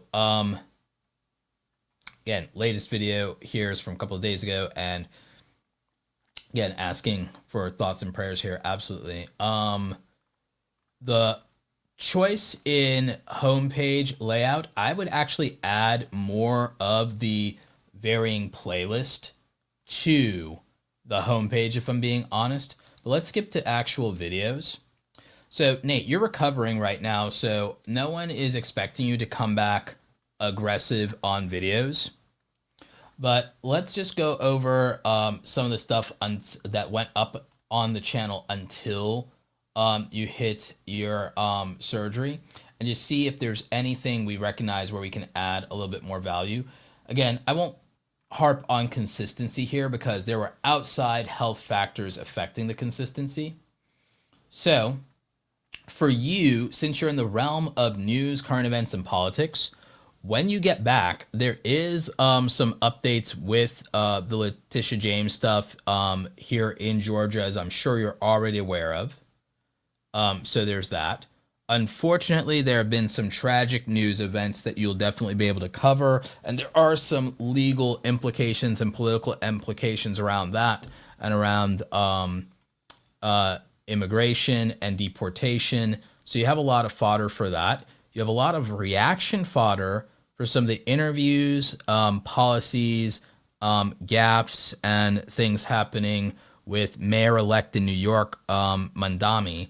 So there is opportunity there. And I don't think you did cover his visit to the White House, but you would be able to do that from a reaction standpoint when you come back. And even though it's not as timely, what I'll say, and the way I'll frame this is, Nate, you're in a position where you have a beloved fan base, and when you come back, they will watch things that may feel dated just to hear your opinions and your reactions on things that have happened in the last couple of weeks or even the last month that feel out of date. Your audience will show up for you and will be waiting to hear your opinion on not just current events, but past events and what you thought about them at the time and what you think about them now. And you will get views on those. You will get potentially hundreds of thousands of views from your existing audience on your opinions of things that happened while you were out of commission. So I do want you to be aware of that, because that's something where I do feel I can give you some guidance is, what about your comeback? When you are doing your thing, you're going to have people who have been waiting for you to come back and are waiting for your opinions on the things that have transpired over the last few weeks. So you have plenty of opportunities there when it comes to catch up. When it comes to managing your health and your channel, I'm going to highly recommend that you reach out to the people in your community, and that you get a little bit of extra help, and you reduce yourself as much as possible to just being the talent when it comes to your content, and that while you're recovering, you obviously are going to want to pull back on frequency, but it'll be okay. And that you get help in everything in terms of any editing, repurposing, even up to thumbnails and stuff like that. You don't do everything yourself. You're just not, obviously going to be able to operate at full steam for quite a while, but you're going to want to make this a lot more sustainable and reduce your overall workload, even if it means that some of the revenue is outgoing. It'll be fine. And again, you have an audience that's more than happy to support with super chats, donations, and a lot of things. In addition to the ad revenue, you have your channel members. So again, I would streamline even more than you currently are and just get more help and reduce yourself to just being the talent that performs the content and chooses the content. That's what I would do in your situation. And that will allow a reasonable amount of sustainability and consistency. And like I said, for topics, you have an audience that will be waiting when you come back to hear anything and everything you have to say about all of the news that happened while you were out. You really do. And it'll be okay. And they'll be waiting. And then as you catch up on current events, there'll be people who want to see what you have to say about what's happening now, but even what you thought when it happened and what you think about it now. And you can spin the block on those things. So I think that you have a strong community, you have strong membership, you have a base, and you have people willing to help you.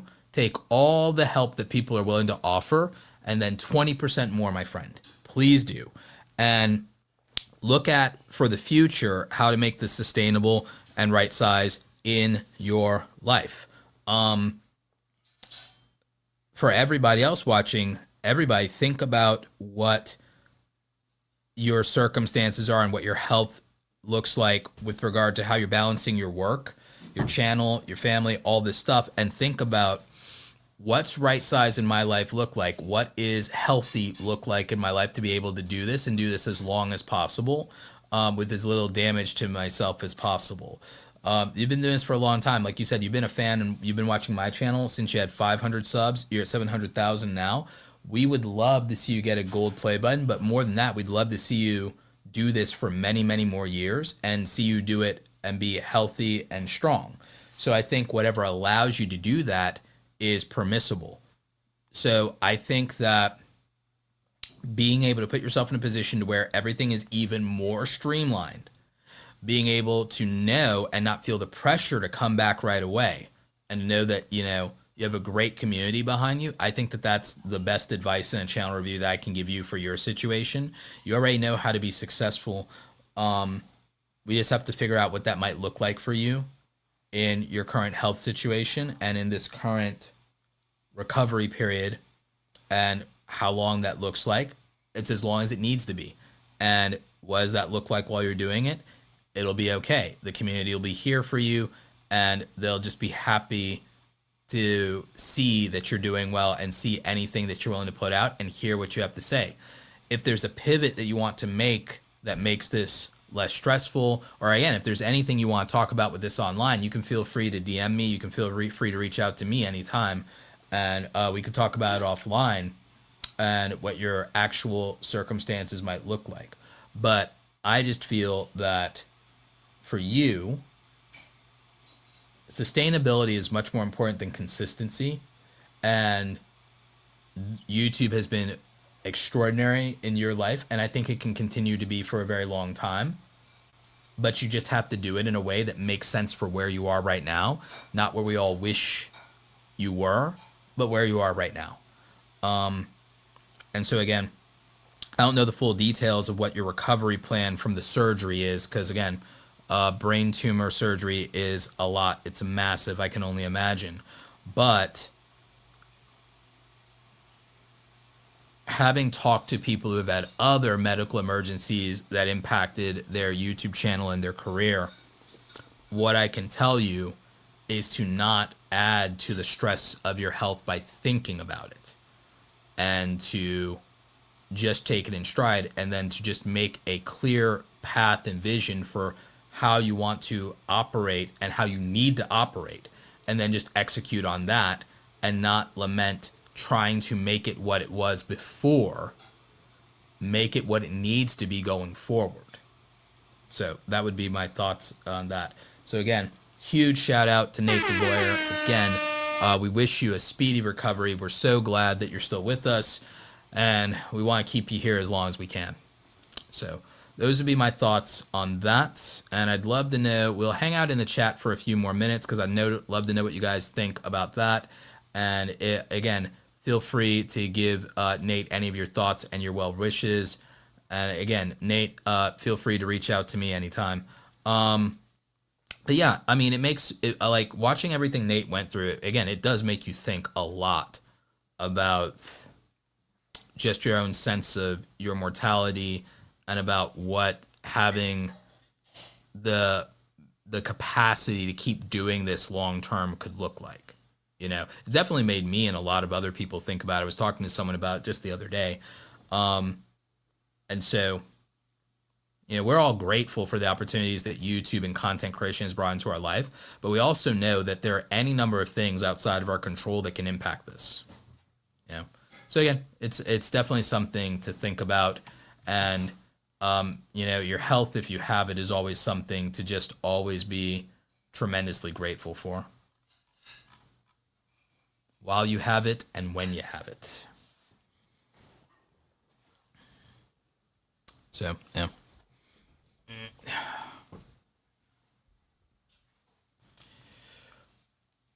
Yep, just checking in on the chat here.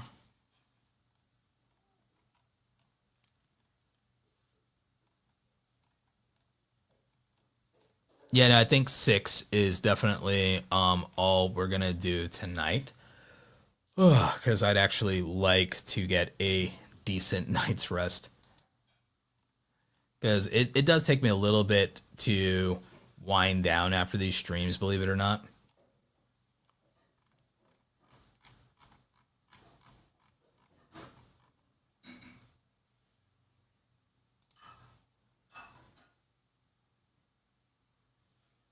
Yep, no, I hear you.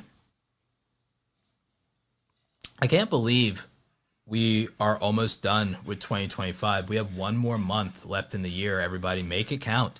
Make it count. I'm gearing up to do a last sprint of edited videos at the end of the year, and then we're going to try and maintain a sprint going into the new year. So I'm really excited about that, but it's something I've been working toward.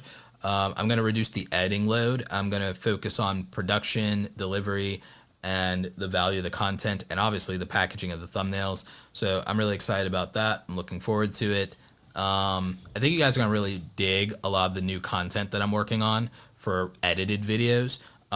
Again, even with that though, I am not going to be focusing on the overall. I'm not going to be judging those videos based on their views. I am going to be judging the impact of them, because again, I've reached a point to where the biggest things that I'm doing are the things that are happening with Awesome Creator Academy and the individual coaching, and taking a lot of these channels to their next levels in long form, short form, and live streaming, and in the brand deal side, and helping those channels massively with the content. And again, a next phase for me is the corporate side of the social media director side of corporate stuff that I'm looking forward to launching into a little bit more in the next 18 months. So I'm gearing up for that. That's going to be big. But I am going to try to do some more edited content for you guys, because I really, really want to. Again, I'm kind of past the phase. I'll be honest. I'm kind of past the phase where growing the channel is a goal. My original stretch goal after 100,000 was the most I thought I could ever get was maybe 400 to 500,000, if I'm being honest. And then I exceeded that. So for me, everything I get after that from the YouTube side of things is kind of this really nice to have stretch goal. A lot of people, they're like, oh, I want the gold play button. I was like, one of my clients sent me their gold play button, and a couple of more silvers are on the way. And I've helped over a dozen clients get gold play buttons. I'm good. I would like one of my own. It'll be smaller now, but I don't mind. But I'd like one of my own. But it's like when or if that happens is when or if that happens. It's more of a when than an if I'm being honest. but I know that it requires me to do more long form for sure, even embrace the short split strategy myself at some point here in the near future, probably closer to summer of 2026 or end of spring, more accurately. And for me, that short splits will look like clips from interviews with YouTube employees, speaking engagements, some intentional solo short content, and things of that nature. Running off YouTube facts and stats as well, as far as platform stats and social media and streaming stats and things of that nature. So I know what that looks like, and I know even what the edited videos look like, but I know that to get back to the kind of growth that I had before the pandemic, I have to post like at least 2 to 3 of those a week, closer to 3 to 5 of those a week. That's a big undertaking, even with less editing. But I know what that looks like, and I'm really excited and interested in doing it. It's a matter of figuring out the balance of that, because I want also at the same time, I really think that there's a real opportunity for me to really change the nature of influencer marketing with the way the corporations are doing influencer marketing and the way that they hire influencers and the way they price influencers. So I really want to do work on the corporate side to change influencer marketing standards. I don't think that means a creators union, because I don't think it works in a decentralized world. I've been very vocal about that. That I think that it's a model that works if you're in the auto industry, but not in the creator economy. It's too decentralized, too multivariable, too diverse for that to work. So I'm looking at a different way to approach the advocacy of influencer marketing and standards. So I think that that's important. And I think that that could just be done directly working with the corporations and the advertisers, to some degree the platforms. So really interested on the corporate consulting side. So it'd be consulting, coaching is going excellent. We haven't dived into courses aside from the free Creator Foundations course. I want next year for us to launch 3 flagship courses that I've been writing the material for a very long time now. So I'm a writer before I was ever even a YouTuber. Besides writing my book, I've been a writer. I was writing for publications before any of you knew me on YouTube. So I was a freelance writer, and I was a contributing writer, paid contributing writer to multiple publications. I even wrote a couple of articles for Adobe's blog back in the day. So that was something I really enjoyed during that part of my career, but I never stopped being a writer. And I've been actually writing full course material for 3 courses for a while in the background now. And those things just have to be shot, performed, and filmed and produced and published now. And the timing on it is great because it incorporates the fact that almost every single YouTube and creator course in existence is now currently outdated. Most of them became outdated during the pandemic. Most of them became outdated when YouTube Shorts went live. Most of them didn't address the changes in YouTube's live streaming meta. Most of them never addressed being multi-platform or doing multi-streaming or repurposing. And now that YouTube, this year at the Made on YouTube event I attended, and in speaking with Renee Ritchie, the folks over at YouTube, Kim Larson, YouTube CEO Neil Mohan, speaking with those folks, the 30 changes that YouTube dropped and the fact sheet that those of us who attended went and got, seeing those 30 changes up close and personal, every single existing YouTube course that's out there is completely outdated now. So I can finally say, yes, the world needs new YouTube courses, and it just doesn't need a new YouTube course. It needs a bunch of them, and not just from me. I can confidently say that someone out there needs to make a YouTube academy that explicitly focuses on gamers, and we need more than one of them that explicitly focuses on gamers. We need like several that focus on vloggers, lifestyle channels. We need ones that focus on men's lifestyle, women's lifestyle. We need one for crafters and artists specifically. We need a YouTube for musicians thought leader out there. We need a lot of specialists in the creator economy, and it's not even close in terms of the education side because there's no infrastructure, there are no standards, the resources are thin. Every other creative career from graphic design, web design, like all has infrastructure, has curriculum, has books, has dozens of material, all of it. You can look, but YouTube and creator economy and individual platforms, long form, short form live streaming, none. Yet the colleges are this year, 3 colleges, big colleges, already adopted creator economy curriculum and are giving degrees in it, and more to come.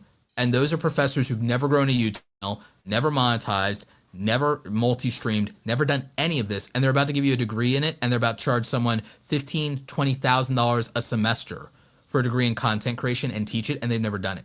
So I'm like, no. Not only do I need to make some training material that's not beholden to an algorithm, more people who've done the work and done the job need to teach about the creator economy. To a point, Magic Prepper put in here, yeah, you need one for a lot of the niches that are subverted in YouTube by the platform, like the Second Amendment channels and the guns rights channels and the gun safety channels. You absolutely would need that. You know, there's so much of it. Here's Victoria from Contempo Coding. How's it going, Victoria? She's a member in my Awesome Creator Academy, and she says the amount of comments she gets from students telling me that their teacher is just using my educational content in their classes is insane. Yeah, so even those of us who are putting free content to help people out on the internet, we are literally being ripped off by the college campuses right now, and they're being paid a salary to use our material to teach their subject matter in the college. So don't tell me YouTube content creators don't need to just make their own courses and their own curriculum and their own coaching and communities and do it when literally the university system is already ripping off our free content. This was also, by the way, Victoria, I was experiencing the same thing when I was doing tutorials and graphic design content. I was being told constantly that my material was being used in the classroom. I had even teachers say, oh, thank you, I play your stuff in the thing for my students. And I felt flattered at the time, and I still feel flattered by it. But in truth, I thought about it, and these people are charging thousands of dollars per semester. And they're using our content while taking a salary and paying us nothing except for the pennies or fractions of penny per view in the AdSense, but they're getting paid a salary to use our content to teach their students, and the college itself is getting thousands of dollars per semester per student to have teachers that are using free YouTube material as a supplement. That doesn't seem quite reasonable, but then if any of us sell a course, we're the bad guy? No. Over it, done, no. So I can say that it's our time and that the education channels need to move into this model and need to create a parallel economy of education, an alternative to the university system. We can't offer credentials, but we can offer knowledge, real world lived experience, and things that they can't offer. And we can say things they cannot say. And we can do it our way on our own terms, and we can make it incredibly practical. Some of us can scale it to in person as well. Some of us can scale it to in person. Some of us can do workshops hands-on and events and so on and so forth. And by the way, we have self-publishing now. We can make our own textbook material. We can compete in a parallel economy with the college system if we really want to. By the way, I have nothing against educators. We have several educators in Awesome Creator Academy that still work in the school system. A lot of them have to work within the system, but they aren't necessarily fans of the way the system currently works, and they're not currently fans of the current financial crisis around student loans and predatory lending. And again, the thing that matters in this world is your skills, not necessarily your paperwork.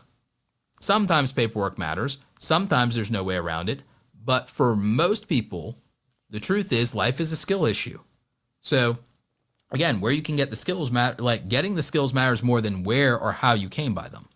So again, if they're going to, in the university system, use our free YouTube content as part of the thing that they're already monetizing and making tens of thousands of dollars per semester per student and using it, we might as well sell ourselves directly in the marketplace and compete in a parallel economy with the college education system at this point.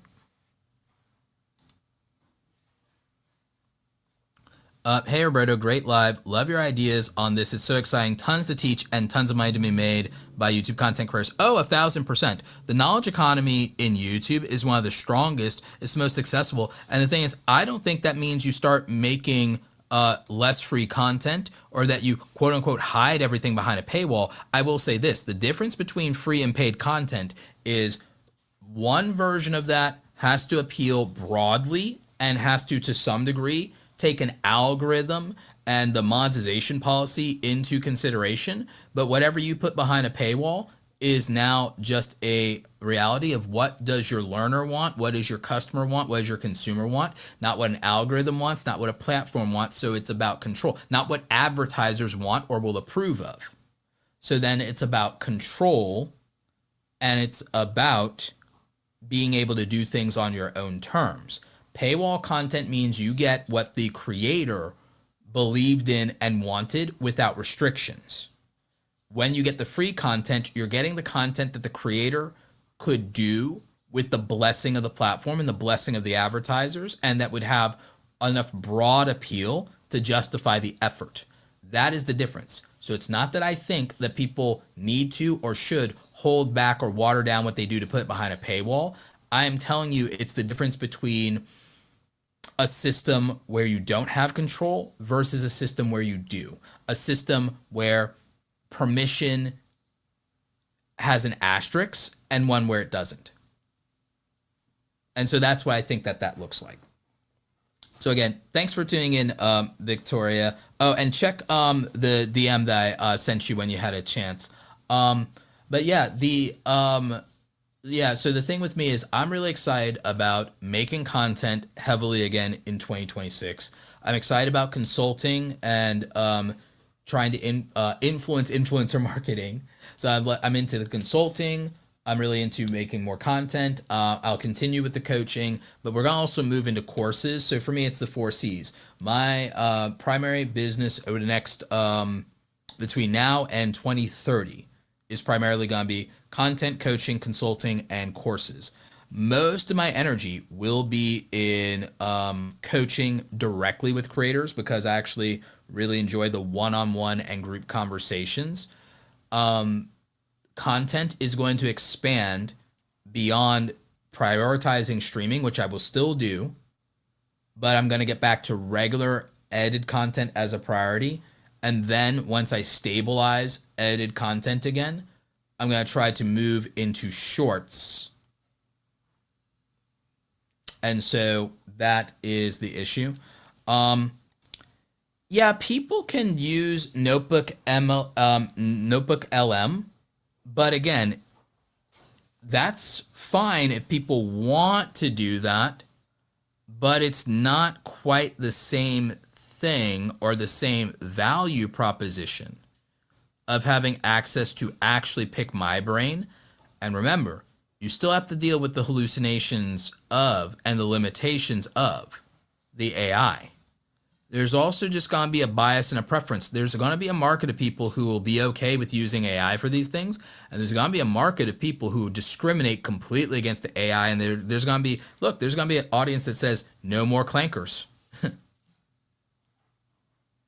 There is going to be an audience that goes, nope, no clankers. Yeah, so like, it's not, so again, sure. I just don't see AI as a big threat because knowledge is not the same thing, or having information is not the main thing I even offer completely in value, but it's customized systems and approaches. And again, the AI relies on your inputs. It's not necessarily going to be good at extracting things from you because I don't just give people advice. I ask them meaningful questions that make them consider their own intentions or what they're doing, or make them think a little bit more about their own situation.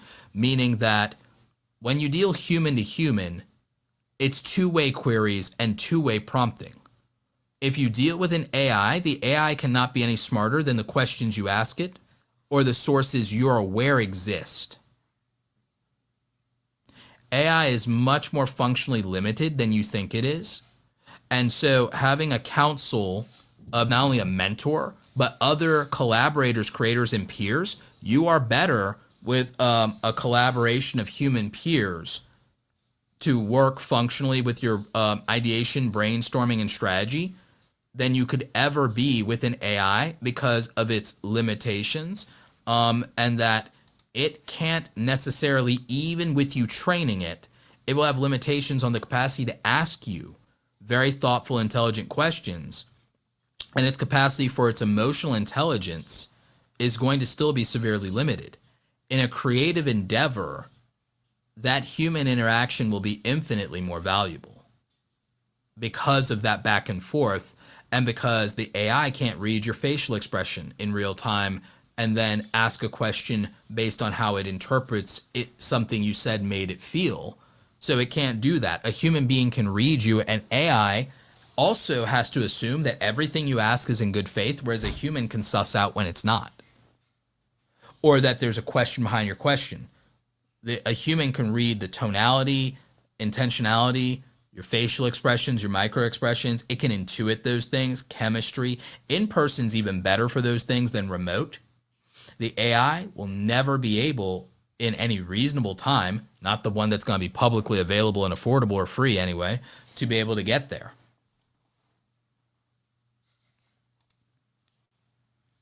Motivation Theory Running says, I would trust Roberto's analysis of my channel way more than AI that YouTube has implemented. One I would pay for, one I would not. Oh, that's one. Extremely flattering. Thank you so much. Appreciate you. But also, YouTube is good and has direct access to the data. When people share their data with me, I have that as well. And it can be very fast, but it's not above making mistakes. I've even got it to where it's hallucinated a little bit, even with the YouTube Ask Studio is very, very good, you guys. It's very good at what it does. It's better than I thought it would be. But I did catch it hallucinating, and it did give me incorrect information stated as a fact about my own channel data. While I was staring at my own channel data, it did tell me something that wasn't true, and I was like really surprised by that because it had the data. I was looking at the data in front of me, and then it told me something that wasn't true. So it's still not quite perfect yet. The hallucinations are very real, and they can be very meaningful, because if it can literally have data on a screen and still get it wrong, that's pretty bad. So word of caution there. That being said, this is the worst it'll ever be, and it will only get better from here. But do I think it will actually catch up to the creative ability of a human being? No. Do I think it will catch up to the emotional intelligence of a human being? Not if the human being actually has any emotional intelligence. No. I think we're still at least 15 years out from that, in which case we'll have other problems in 15 years. To where that may not be a priority. So for me personally, I'm not worried about AI, and I think my moats are very secure around it, and I think my network is very secure around that. I do think that entertainment channels that cater to younger audiences are the most vulnerable. I think video essay channels are extremely vulnerable, but I think that anything that is practice rather than theory is safe. Larry from Home Rapid Repair, for example, the practitionership around the trades, repairing, doing things hands-on, that's safe. Product reviews, using product in the real world, that's safe. Beauty reviews, get ready with me, lifestyle content, that's safe, because anything that is practice or a real-world experience or a real-world event is got a moat of, if we get to analog experiences and practice or human value system versus theory and abstract, or purely information, then sure, AI can attack those things. Like a history channel, AI can do it. A video essay channel, AI can do it. Can it do it as well as a human? In my opinion, no. Will a consumer have the taste and discernment to prioritize the human version of that? Probably not, from a consumeristic standpoint. So therein lies the problem. It's not a 100% though. It's not a 100%. The best and highest quality versions of that theoretical stuff will still do very well in the marketplace, but the practitioner stuff will beat it. It's why the hedge that entertainment YouTubers are doing now is live stream experiences, IRL content, and reality TV style or made for TV style content that has real world filming versus just studio filming, and doing vlog like content, human centric content. The reason that you're seeing all that authentic content come back to YouTube is because it is the hedge against AI. The hedge against AI is these emotionally driven storytelling, low editing, high authenticity videos, and in real life experiences. That is the answer that people have come up with to have a hedge against AI. And it's smart, and that's the way it's going to go.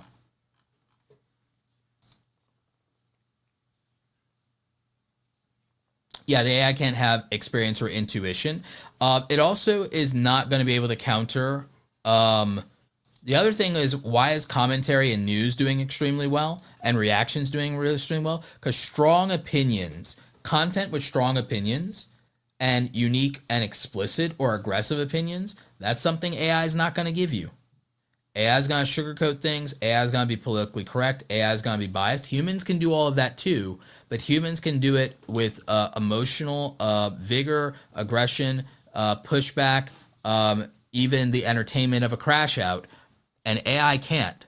So the value of the human performing that content is going to still be extremely high for a lot of people for that reason. So in that regard, I do think 80% of any type of content that could be made on YouTube is AI proof.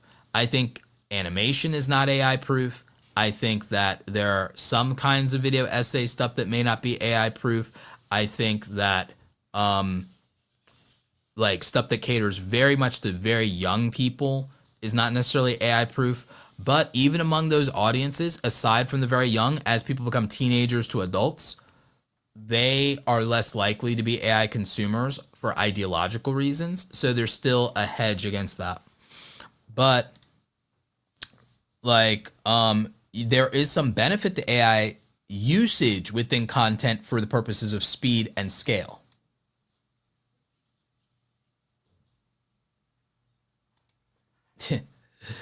Yeah, common AIW is, you're right, good catch. Yep, common AIW, right?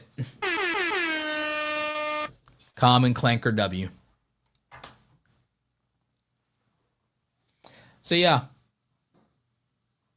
So, those are some of my thoughts and everything. Eventually, I'll end up doing an edited video that will mostly be opinion and commentary about my thoughts on AI and content creation, and probably another one on AI slop.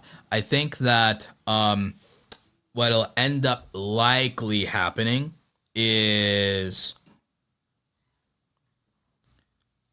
I think that my commentary style videos will end up being like the Saturday edited videos or something like that, where I lean more into my opinions.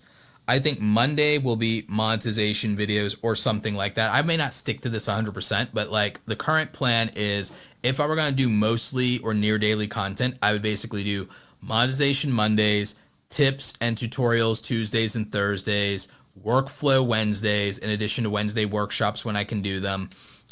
Then I would say full-time creator Fridays, and then I would say social Saturdays is where I give my opinions about social media. And then we'll take Sunday off. So if I was going to do near daily content, that's probably what it looks like for me. And again, the goal would be, I would batch record these things so that like I do 2 or 3 of the Monday videos all at once, maybe 4 if I can do it. Then I do 3 or 4 or 2 or 3 of the Tuesday and Thursday videos. They're more tips, tools, tutorials. So like that's the Tuesday content would be tips, tools, or tutorials on Tuesdays. Workflow Wednesdays would be things where I go, 6 steps for starting a podcast. How to do this from scratch, how to do this from start to finish. It'd be a process-based video, or even like a best 6 cameras for YouTube beginners, and it'd be things like that. So again, I would be making stuff that's easy to batch, easy to edit, low editing barrier for me, and batch them again like I did in the old days. And then you know, Fridays would be like like aside from the Friday channel reviews, it'd be like, oh, Fridays I would talk about the experience of being a full-time content creator and also what you can do to become a full-time content creator, and a lot of the stuff business-wise, the business stuff that people don't talk about, and, you know, building a brand, building a personal brand, all that stuff. So like really get into that if I did that on the schedule. And then, like I said, Saturdays would be the days I do commentary, which would be social media Saturdays, would be where I tell you what I think about the current state of social media. So if I go to 5 to 6 days a week of content, that is what it looks like. And then I would be adding, obviously, the live streams to that. So those are my thoughts. That's what I would do. But anyway, thanks guys for hanging out on stream. Thank you for all the wonderful super chats, donations, and everything else. Again, if you guys want to learn more about Awesome Creator Academy, that's going to be coming up here at the end of the stream. So make sure you're checking that out. Also, Doug, if you're still here, can we post the coupon code exclusive to the live stream community to get, I think, 60% off the YouTube starter kit, the brand deal starter kit, and the creator keynote collection if they use that coupon code. We have one that's exclusive for the live stream community, and that gets you that deal. I'm going to try and see if I can find some of the links here for that.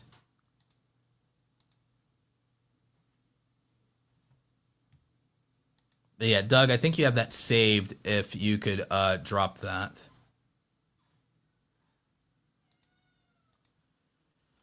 What I'll do is I'll drop some of the direct links for you. So this gets you 60% off. This is good till the end of the year. So discount 60% off brand deal starter kit. And I'm going to drop that link here for you.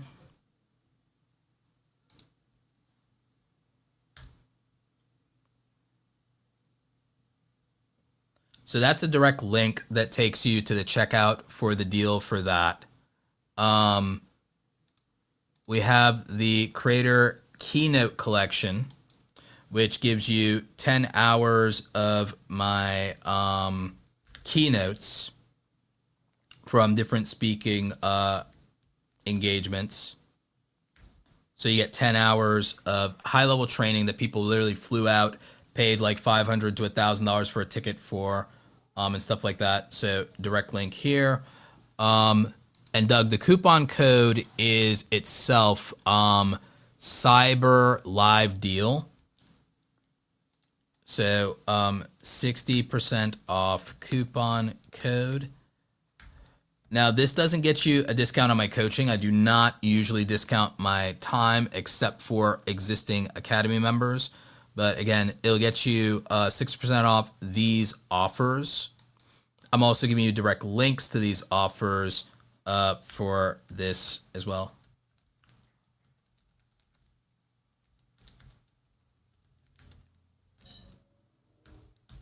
So in case you don't end up clicking the links, but you want the deal, the coupon code is there, Cyber Live Deal, in honor of Cyber Week, Cyber Month. We're just going to run it to like the end of the year. We also usually run it just a little past the end of the year. We give you to the first payday in January because, you know, I know how it is. So we run that. But this is an exclusive deal for the live stream audience. Everyone else is just going to get whatever my Black Friday deal is. My Black Friday / Cyber Week deal is. But you guys get this 60% off. They are not going to get 60% off. They're going to get something like 40 or 50% off. So there you go. That is just for you. Just for you. So those are those offers. And you can check that stuff out at awesomecreatoracademy.com. And you can see everything that we do over there. Also, you can feel free to join the free Creator Foundations course. It's also a pay what you want course, so it's free. But if you ever want to drop a donation to it, you can do that. And so like we say, oh, you can drop $5. Somebody was really generous the other day and dropped $200. But yeah, you can drop $0 to $5. It is free. So it could be $0 is pay what you want. and pay what you want could be $5. So that's, free. We've got about, I think, 6 or 8 hours of material there. We've got more material coming before the end of the year for that. We also do some deals for people who have the free Creator Foundation course as well. And then, of course, you can join Awesome Creator Academy and our coaching community over there. And we meet twice a week and do office hours. You'll learn about that as we close out the stream. But again, shout out again and thanks to our sponsor, 1of10.com, the best YouTube strategy tool in the land. Helps you with topics, titles, thumbnails, and timing. Helps you find those outliers, generate thumbnails, generate titles if you happen to be bad at it.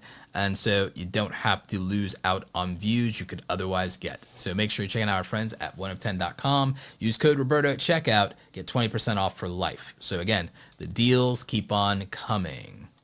But yeah, that's it for tonight, y'all. Stay awesome. Have a great weekend, everybody. Hope you had a wonderful Thanksgiving, and we will catch you next time. Take care. Becoming a content creator can be a very lonely process and adventure, but it doesn't have to be. When I first got started going from 0 to 100,000 subscribers, I had to do it all by myself.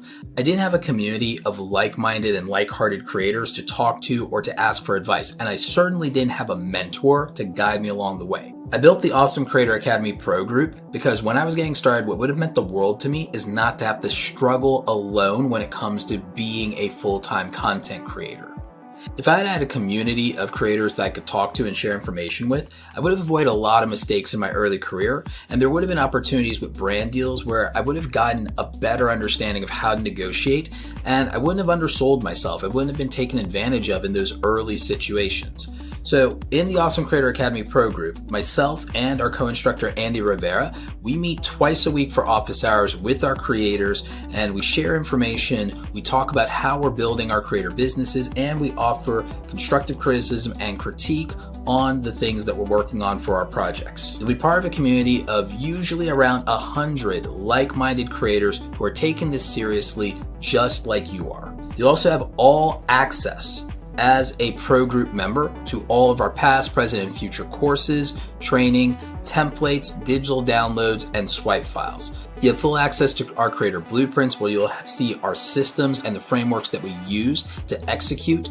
You always fall or rise to the standard of your systems. A lot of people really underestimate how important that is. We have digital download templates that can help you so you don't have to start with a blank canvas. These done for you files are actually incredibly helpful, especially for things like your thumbnails, your media kits, and anything you need for your branding as a content creator to look professional. We have email swipe files that help you with reaching out to brands. We have great information in helping you price yourself and build your packages appropriately. And remember, as part of the pro group, you have the opportunity to ask questions from myself and all the other creators participating. And so this means that if you need to ask questions about negotiation or a brand deal, there's something you're not sure about, you're trying to find a better monetization opportunity with merch or affiliates, you have people who have done it before, who are already making money that you can reach out to for advice. As I said, when I was starting out and I was flying solo, this is the thing that I wish I'd had the opportunity to be a part of, and it would have made all the difference in the world in helping me be an even more successful content creator. If you have questions, you can always reach out via support. We're happy to help you figure out if the pro group is right for you. Also, we do have the opportunity for you to become a VIP member if you also would like quarterly one-on-one coaching with me directly. Now go out there and create something awesome today, and hopefully we'll see you in the pro group. Take care.